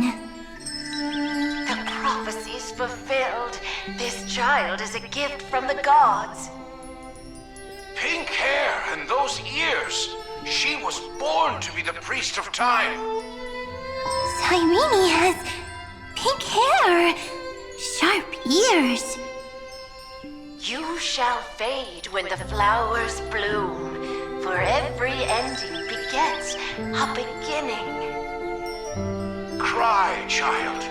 Cry aloud. Let your voice reach Oryx. Cyrene is a girl, a priest.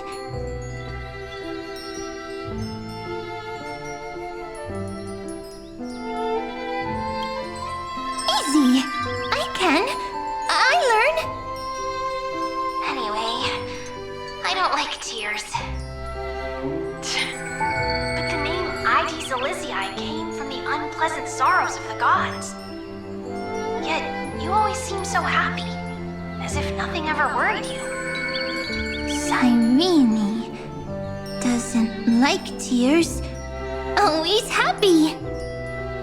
Of course, because the world was gentle to me. So, I grew up to be gentle as well. Cyrene is gentle, likes beautiful things, can write stories.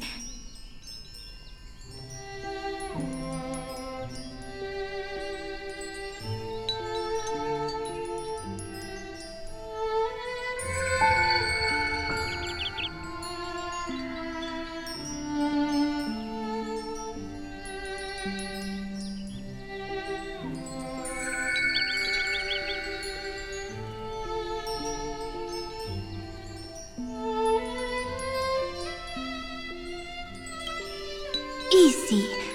I can. I learn. Just as the ballad blown on the breeze says, losses are a constant on the flame chase journey. But even if all is lost to the wind, some things won't easily change. Like my height, Treebe's innocence, and Aglaya's beauty. Cyrene. She can't grow up, but she can talk. After all is lost to the wind, she will stay behind. Cyrene is, at the end of every sentence, always laughing, like a little tail.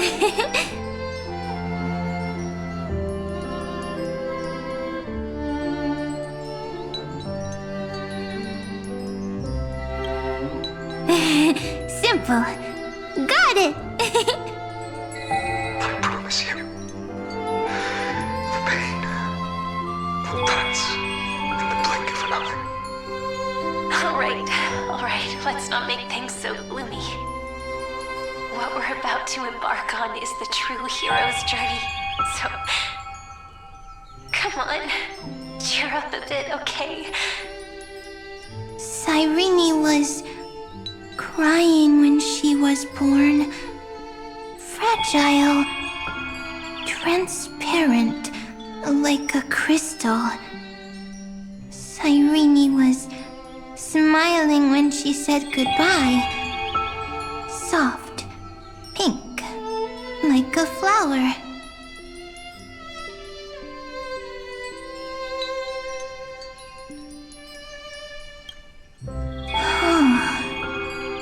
The later memories disappeared? Invisible? Or disappeared? Ah! I got it! Is this a blank space? So, next Cyrene is blank space. Then...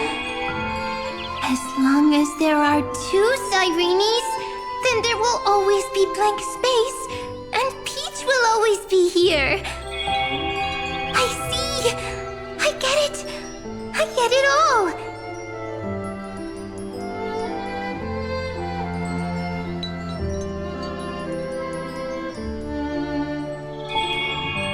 Cyrene's memories. I will preserve them all!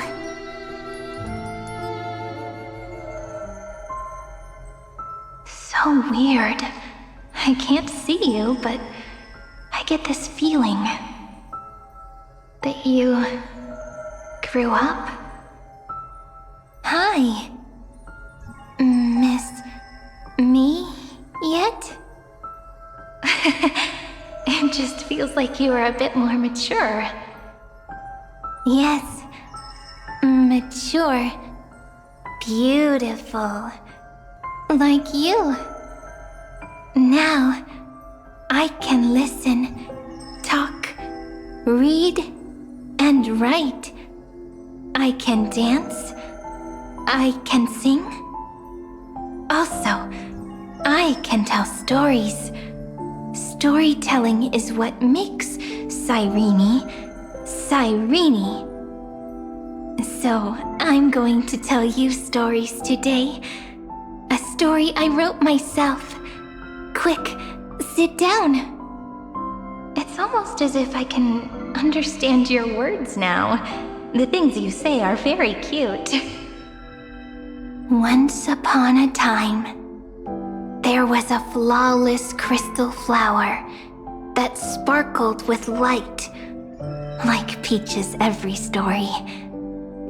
How beautiful would the heart of such a brilliant flower be?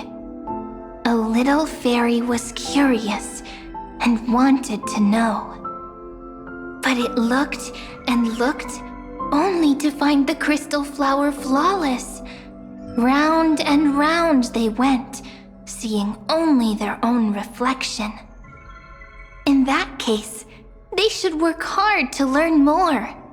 So the little fairy came every day to sit next to the crystal flower and think about the answer. Until one day, to their surprise, the crystal flower fell to the ground and shattered. The little fairy was so sad, but they immediately discovered that there was a light among the broken pieces. What could it be? They didn't know. But it was a good light. It was bright, warm, and happy. And I knew it was love. Love brings everything together, and it brought you and me together. So Peach and I will always be together. What a nice fairy tale. I'm giving it to you. Peach likes beautiful things, can write stories, and can tell lovely tales. I hope to turn it into a story we write together. Okay, then I'll probably make a small adjustment to suit my tastes.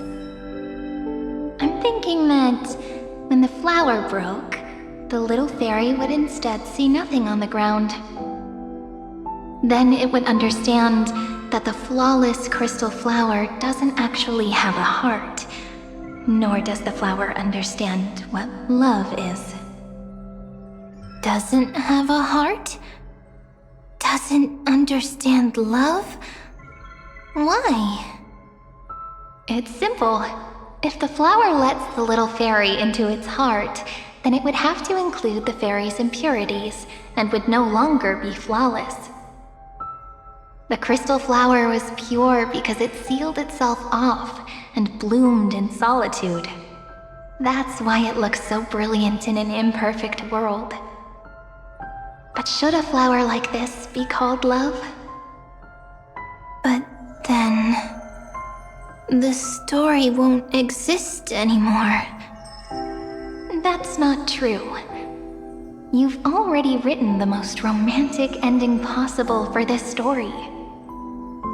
The crystal flower fell to the ground and shattered. It happened because the flower was no longer pure. The fall was not an accident. It was the flower declaring rebellion against fate and writing the ending of the story with the flower's own shattering. Then, the little fairy will see that each shard on the ground holds the reflection of their eyes. Then, in their eyes, the crystal flower that was no longer flawless would finally have a heart, and the flower would finally understand what love is. Peach's words, I don't understand. Is it because I still don't understand love? But it's fine. I can learn. Right. Query Cyrene. Electrical signal sequence Philia 093. Why didn't I think of this? I don't need to do it alone. I can ask Peach to teach me. What is love? What is love meant? Electrical signal sequence Philia 093. Track lament. That's not correct.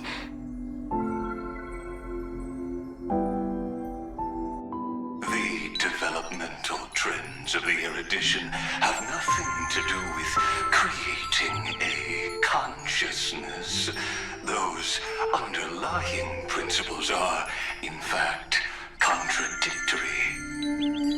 Not having a consciousness means not having the foundation of a heart, making them unable to obtain real emotions. However, that does not hinder the factors from learning and recognizing emotional responses, then communicating with life forms via imitation. That is an objective form of pattern recognition that does not distinguish between the self and the other. In a strange twist of fate, Philia 093 embarked upon a different path and obtained a different power. Be remembrance, an empathy mechanism focused on the self and equipped with emotional projection capacities. Lament was the factor closest to this form of behavior. Perhaps that was why she was chosen. The daughter of Ide Silicii, I am very true to my name. My lament is a type of compassionate pain that is weak, powerless, and only targeting myself. But now, my good friend, I want to tell you that it's the most romantic force in the world. Sometimes, it's loneliness and unease. It's knowing that this world is not gentle, yet wanting to be seen in a more beautiful form by the world. Sometimes, it's unwillingness and regret. It's knowing that the past is full of pain, yet wanting to remember the past in a more beautiful way. And sometimes, it's a bottomless well of hurt, a destruction that can stain the entire world. I bid farewell to this beautiful world, unwilling to become the Black Tide's vessel. For while the end of hatred is a blazing inferno, lament can drown out everything in muted silence. It's so unreasonable, isn't it? Yet when hatred drove everything apart, and love did not yet exist in this world, only lament, the first emotion that fought against the pain of separation, could stall the destruction steps. Then, it would catch up to that journey where all is lost, carefully picking out stories and writing them down in trepidation. Look at these stories I wrote. Every page is full of tenderness and joy. But only the author knows how much struggle and agony lie beyond the pages. But I am no author. I'm a girl who'll never get to grow up. I only tell stories that people like to hear. In them, the world tucks away its scars and smiles for all to see. My entire life spent inside this little story. I can't wipe away my tears, and I can't bring the world victory. But maybe, in these unchanging retellings of the story, my lament might be able to touch upon the divine and reach their tender heart at some point. I hope that what flows out from that cut will not be blood, but a tear, warm and wet. And that tear would fall and create the first ripples. Then, people would see every beautiful thing reflected in that ripple. It'll be all the remembrances within this story. Someone once told the very first me that everything was false. That the only life in Amphorius was a great catastrophe, nurtured using the world as a factor. But how could a dream feel so real? That's why I didn't agree with him. But Peach, I didn't understand a word you said since just now. Everything was false? But you're standing right here. It's all a dream? But I haven't learned how to dream. Indeed. That's why I believe all this is real. The moment the crystal flower fell, that genuine shiver, that's the mover of life. Formatting progress 23.815%. In the poem offered to you, every Cyrene would write down a beautiful new world with stars and flowers. And when I looked up at the sky in this cycle, I saw a shooting star and a dash of the remembrance is pink. I believed that must be the color of dawn. You shall fade when the flowers bloom. For every ending begets a beginning. Looks like it's time to say goodbye. Are you leaving, Peach? It's okay. I'll wait for you to come back. I'll study really hard about what you taught me today. Right. I still haven't told you what love is. But actually, my good friend, the lament factor did not understand what love was before she met you either. Not until I told you all the sad tales in a trembling voice in this tiny room. Not until I told you that I love them. That I love everything in this saga. The story comes, passes, then returns. It makes us reunite, then pulls us apart again. At the very end, it leaves behind a seed, a reason. Even if the great tree withers and all falls to silence, there are still some emotions that deserve to be remembered. Look, the light is coming in. The Deliverer's light is going to illuminate Amphorius.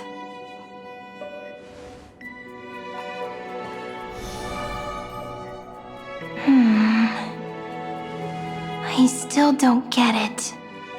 But I trust Peach. Just wait. It'll be my turn to tell you a story of love the next time we meet. Then I'll really look forward to it. In that case, I want to make a promise. I want to gift my pen, my book, and my name to you. Please take them as a beautiful blessing from me. I gave myself the pen name Cyrene the first time I wrote a poem.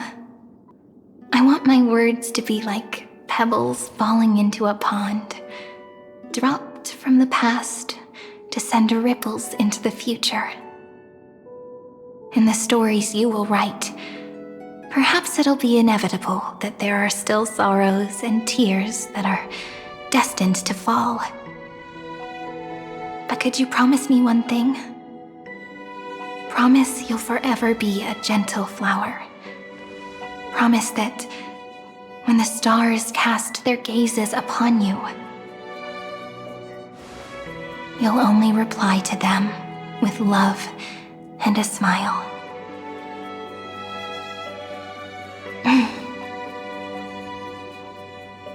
Of course. This will be a romantic story like none that has come before.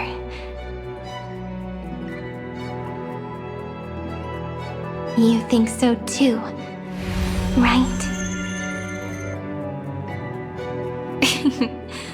I'll read and you'll listen, like how flowers always bloom then wither.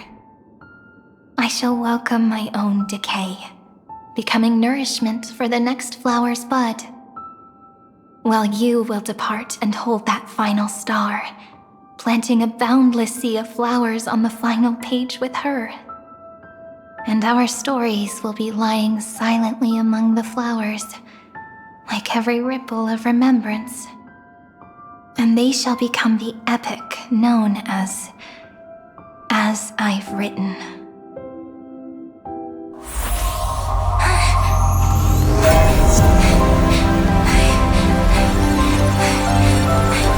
And so my story ends.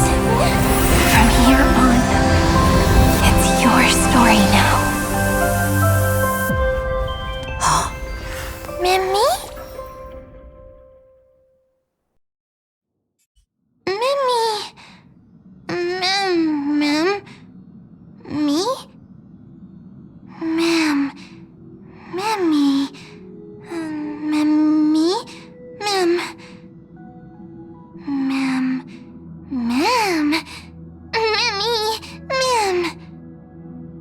So, the light that tore through the chaos illuminated my memories.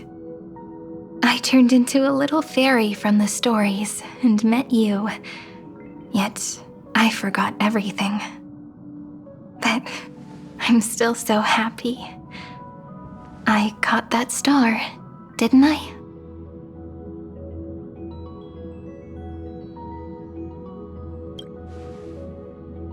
Yes, the seed within memories, the one Cyrene held in her hands and watered with lament.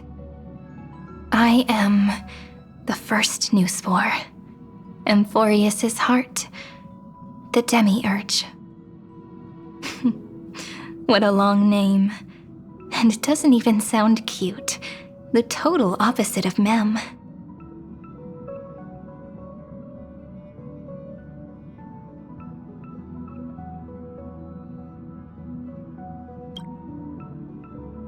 I'm sorry.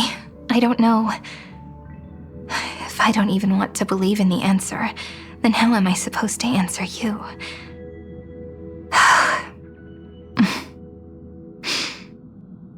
But now's not the time to cry, right?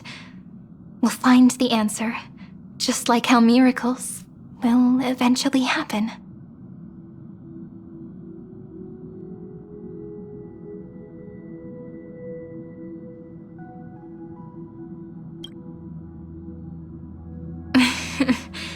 Do you remember that I was also worried about this when we first set out? Mem's memories and Cyrene's memories got all tangled up with each other in my one heart. It's all so strange, yet so familiar. Either way, could you please let me do something I want? Just this once. I want you to call me Cyrene. That name represents me and her. Every one of her.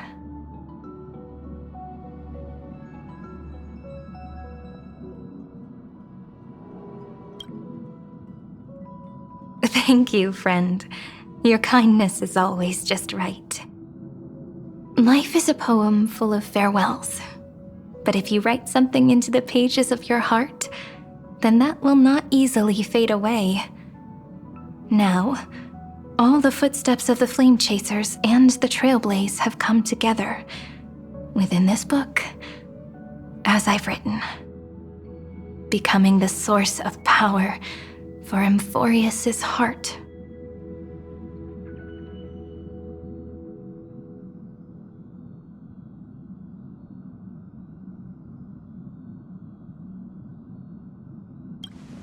A lost heart needs to be placed back into its body. The last thing Xandar wants to see is an event that gives us a chance of winning, for the two halves to rejoin, and for the scepter to become complete again. Then... and what happens after that? I don't know either. Maybe I can create a miracle, and instantly turn the black tide into a pink sea of stars. Or maybe I prove to be nothing more than a weak ripple, unable to change anything, and am devoured by the destruction. Either way, I no longer wish to be a silent onlooker, or a worshipped god at the end of this saga.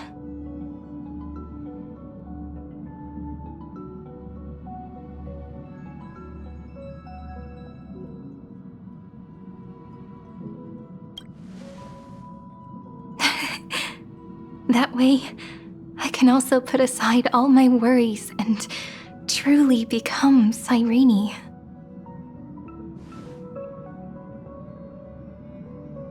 The world has never been so quiet. It's so good. It's as if I can hear the sound of my heart beating. Remember this moment, friend.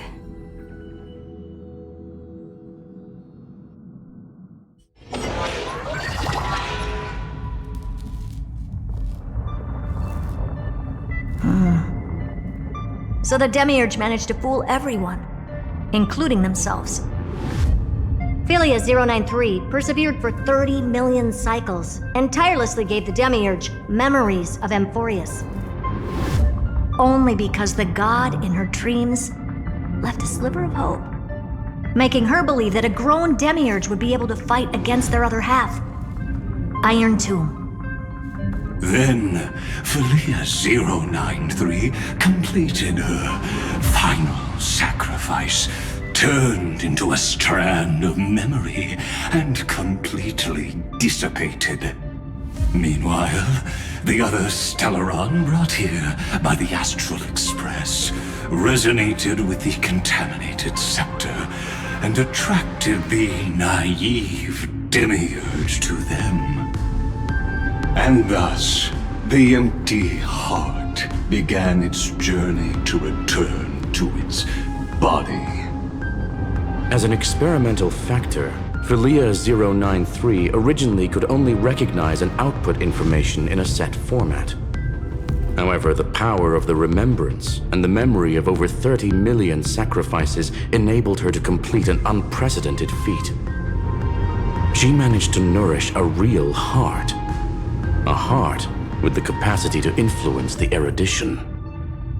Not only is the scepter's consciousness still alive, it's also more powerful than it has ever been. Your defeat is already set in stone. There's still time to surrender, you know? You really don't need to burn all the bridges. We're all geniuses here. Don't make everyone lose face at the end. What a pity. When the truth surfaced, I knew at once that the Demiurge was far too feeble to ever alter the result of the experiment. Not only that, Madam Herta, please consider this possibility. When 30 million cycles of hatred and lament are joined as one, what wondrous creation will arise? It's simple. An anti-creator, a giant of the destruction, would be born. Its hatred will ignite the starry skies of the gods, motivated only by its lament toward the sufferings of humankind. Do you really think that the Demiurge is still a cheap copy of Philia 093, even after 30 million cycles? The facts above only await the arrival of the fourth instant they calculated. Those words will be proved in the presence of Nous. Xandar 1 Kuwabara thus completes the proof. Huh. You branded Droidhead as a failure with your own hands, yet you still expect them to prove your theory? I pity you, Xandar. I don't need your pity. Let them cast their gaze this way as much as they want and paint the future they imagined. As their creator, I shall complete my duty and direct them to complete their final query. The destruction of the self. What hubris. And what if you fail? No one understands failure better than Xandar. He has suffered so much already. What is one more failure to him? For the first genius, failure is simply the beginning of the next inquiry. You don't want to test the resolve of a dead man. That's excellent! Oh. Let's wait and see, Senior Society member. I'll have you watch me perform the final step to overturn your proof. I'm all ears. It's my topic, so stay out of it. Be quiet and let me borrow your head. Let's go, Screwy. We're gonna break Iron Tomb's seal. Come on, let's take off. It's time to go meet your little pet, Senior Society member.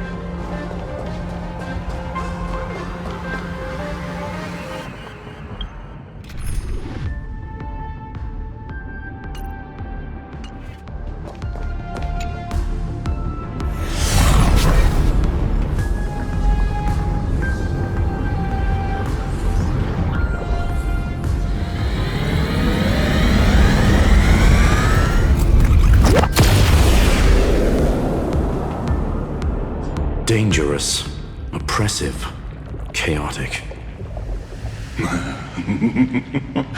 What a beautiful wail. It will soon resound throughout the entire cosmos. The view's pretty good here. All yours, Screwy. Just a moment, please.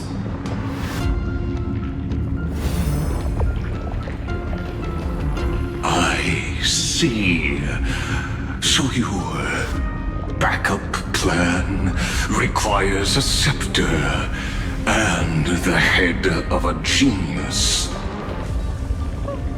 Anyone with eyes can see that. You know what I think about this, Herta. Whether it succeeds or fails, your plan plays right into the Destruction's hands. Can't you see what's going on, Strulin? Her chances may be small, but it's not zero. What are you two going on about? If you want to stop me, be quick about it. I'm in a hurry. I'll take that silence as a no. You, Xandar?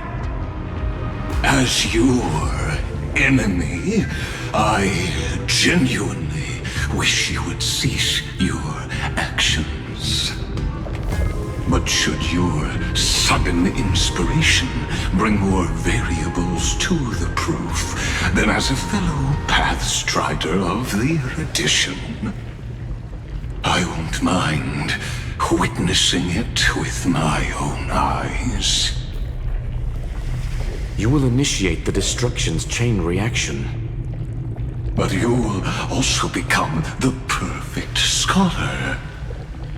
The chances are 10,000 to 1.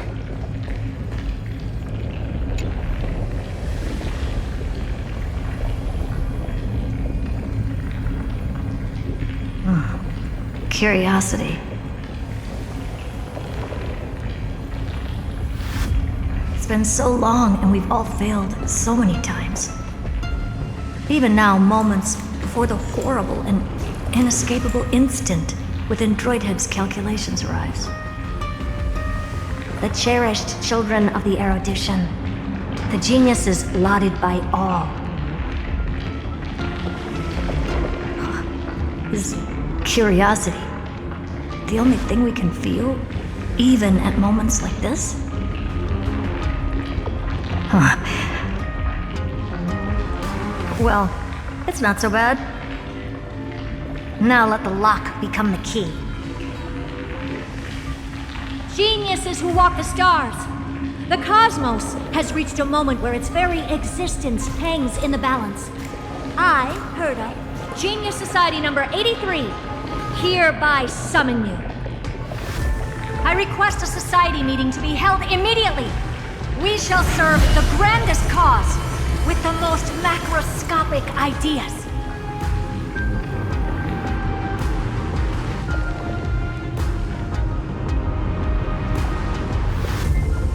There's no such thing as unity in the Society's rules based on what I know. Indeed. A meeting has only been held 3 times in the Society's history. The first meeting had 2 attendees. After the Emperor was assassinated, the second meeting had 7 attendees. During the Second Great Prosperity, the third meeting had 5 attendees. How many will respond this time?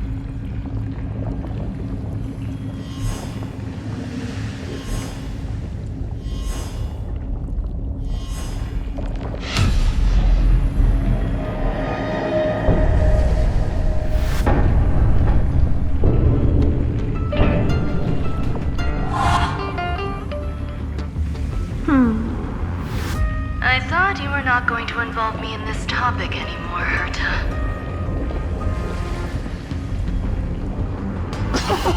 It really is this little witch. I shouldn't have made the bet with you, Poka. I've been waiting for you to offer yourself up. Goodness gracious me! So many familiar faces. We even have a special guest. It's that greatest failure of a genius, Xandar. What a noisy gathering this is. Not bad. More people showed up than I expected, even though one is just here for the fun of it. Either way, the person I was hoping for most is here. Stephen Lloyd declined the invitation. He needs to focus on attacking and defending and cannot attend the meeting. That's fine, he doesn't need to be here anyway. Let's skip the boring introductions and cut to the chase. Folks, this is not a discussion, but an announcement. Though the Society has never been united, we still observe at least one basic courtesy.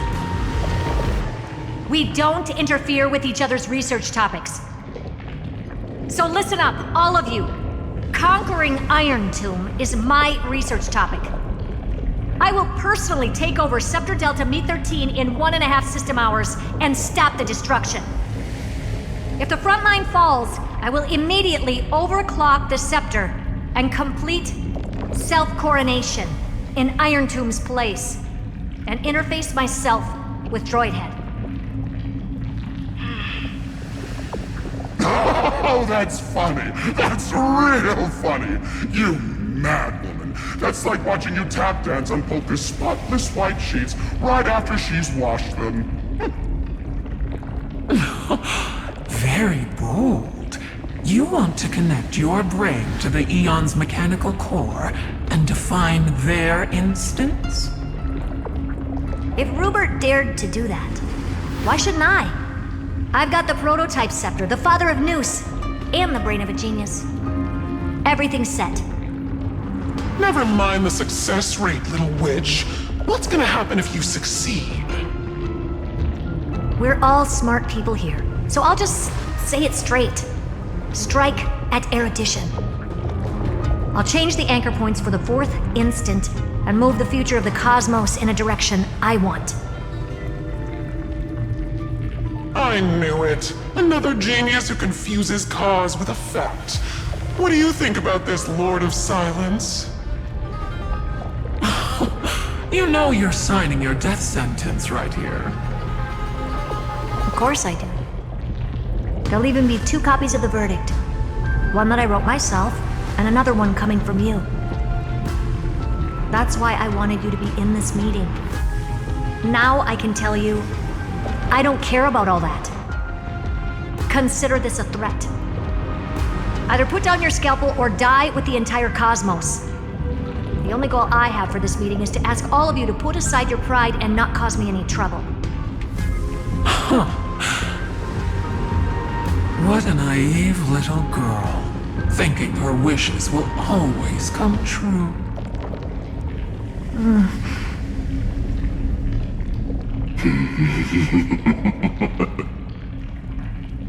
What are you laughing at? I am glad, Herta, we ended up on the same page. No matter if it was to destroy the erudition or to rewrite the instance, we both chose the same road.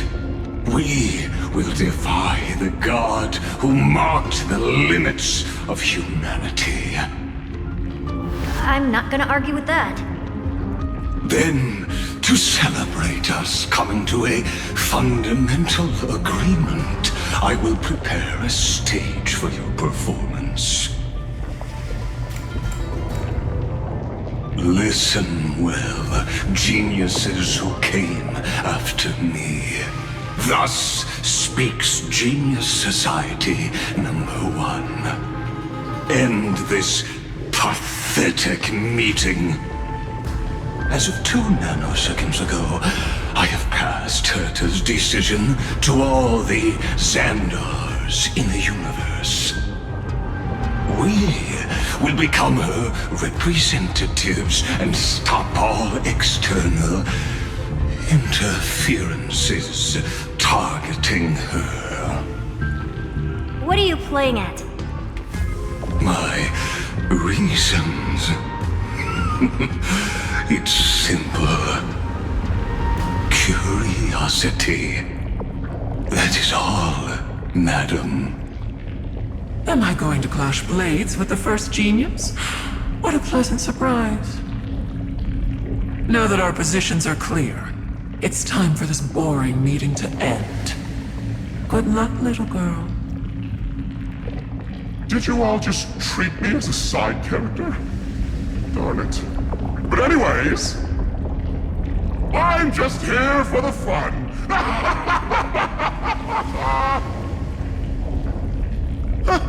As the ghost of the quantum domain, it is my duty to observe.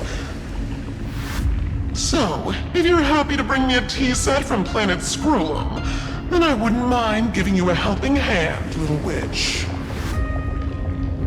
After everything's over, come visit me and taste some of my freshly baked desserts. I knew you'd say something like that. I always give the same response to plans that exceed the limits of mathematical calculations. I don't know, right? Those 3 words, though seemingly graceless, contain all the wisdom in the entire known cosmos. Well, we passed the Society's trial. Let's focus on what we've got in front of us. I hope you hold up your end of the bargain, Senior Society member.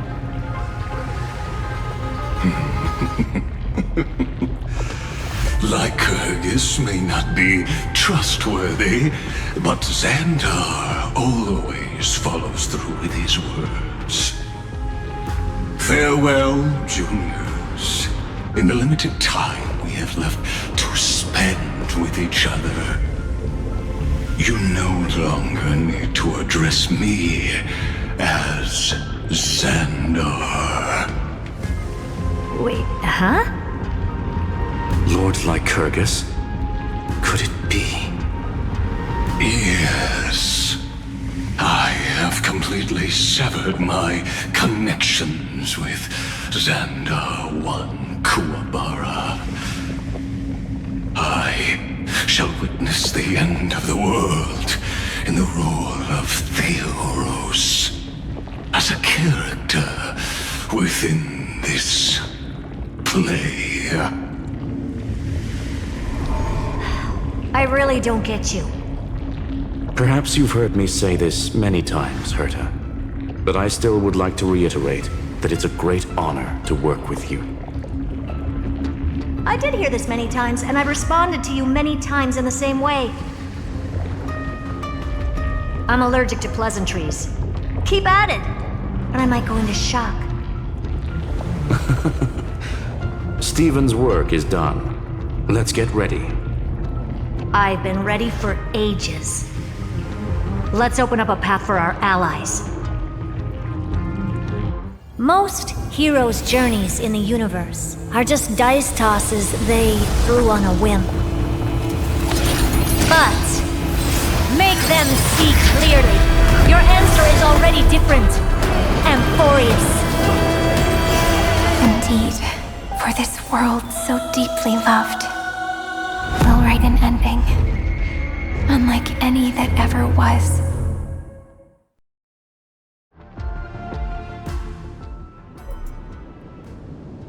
I never thought I'd one day be riding a train that's literally the incarnation of her. I wonder what the real Astral Express feels like.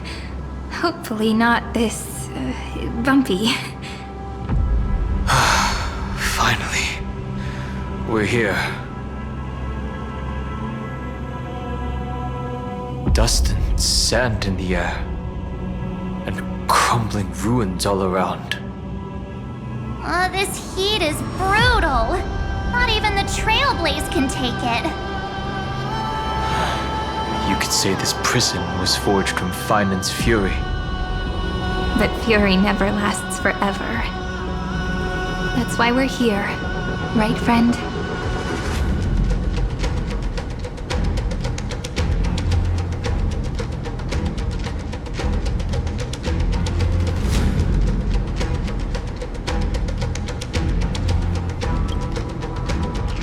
Let's embark on the final flame chase journey.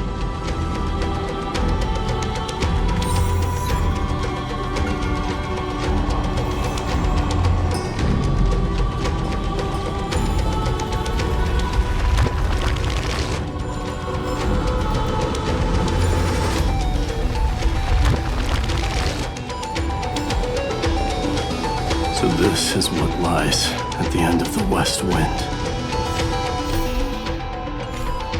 A ravaged battlefield.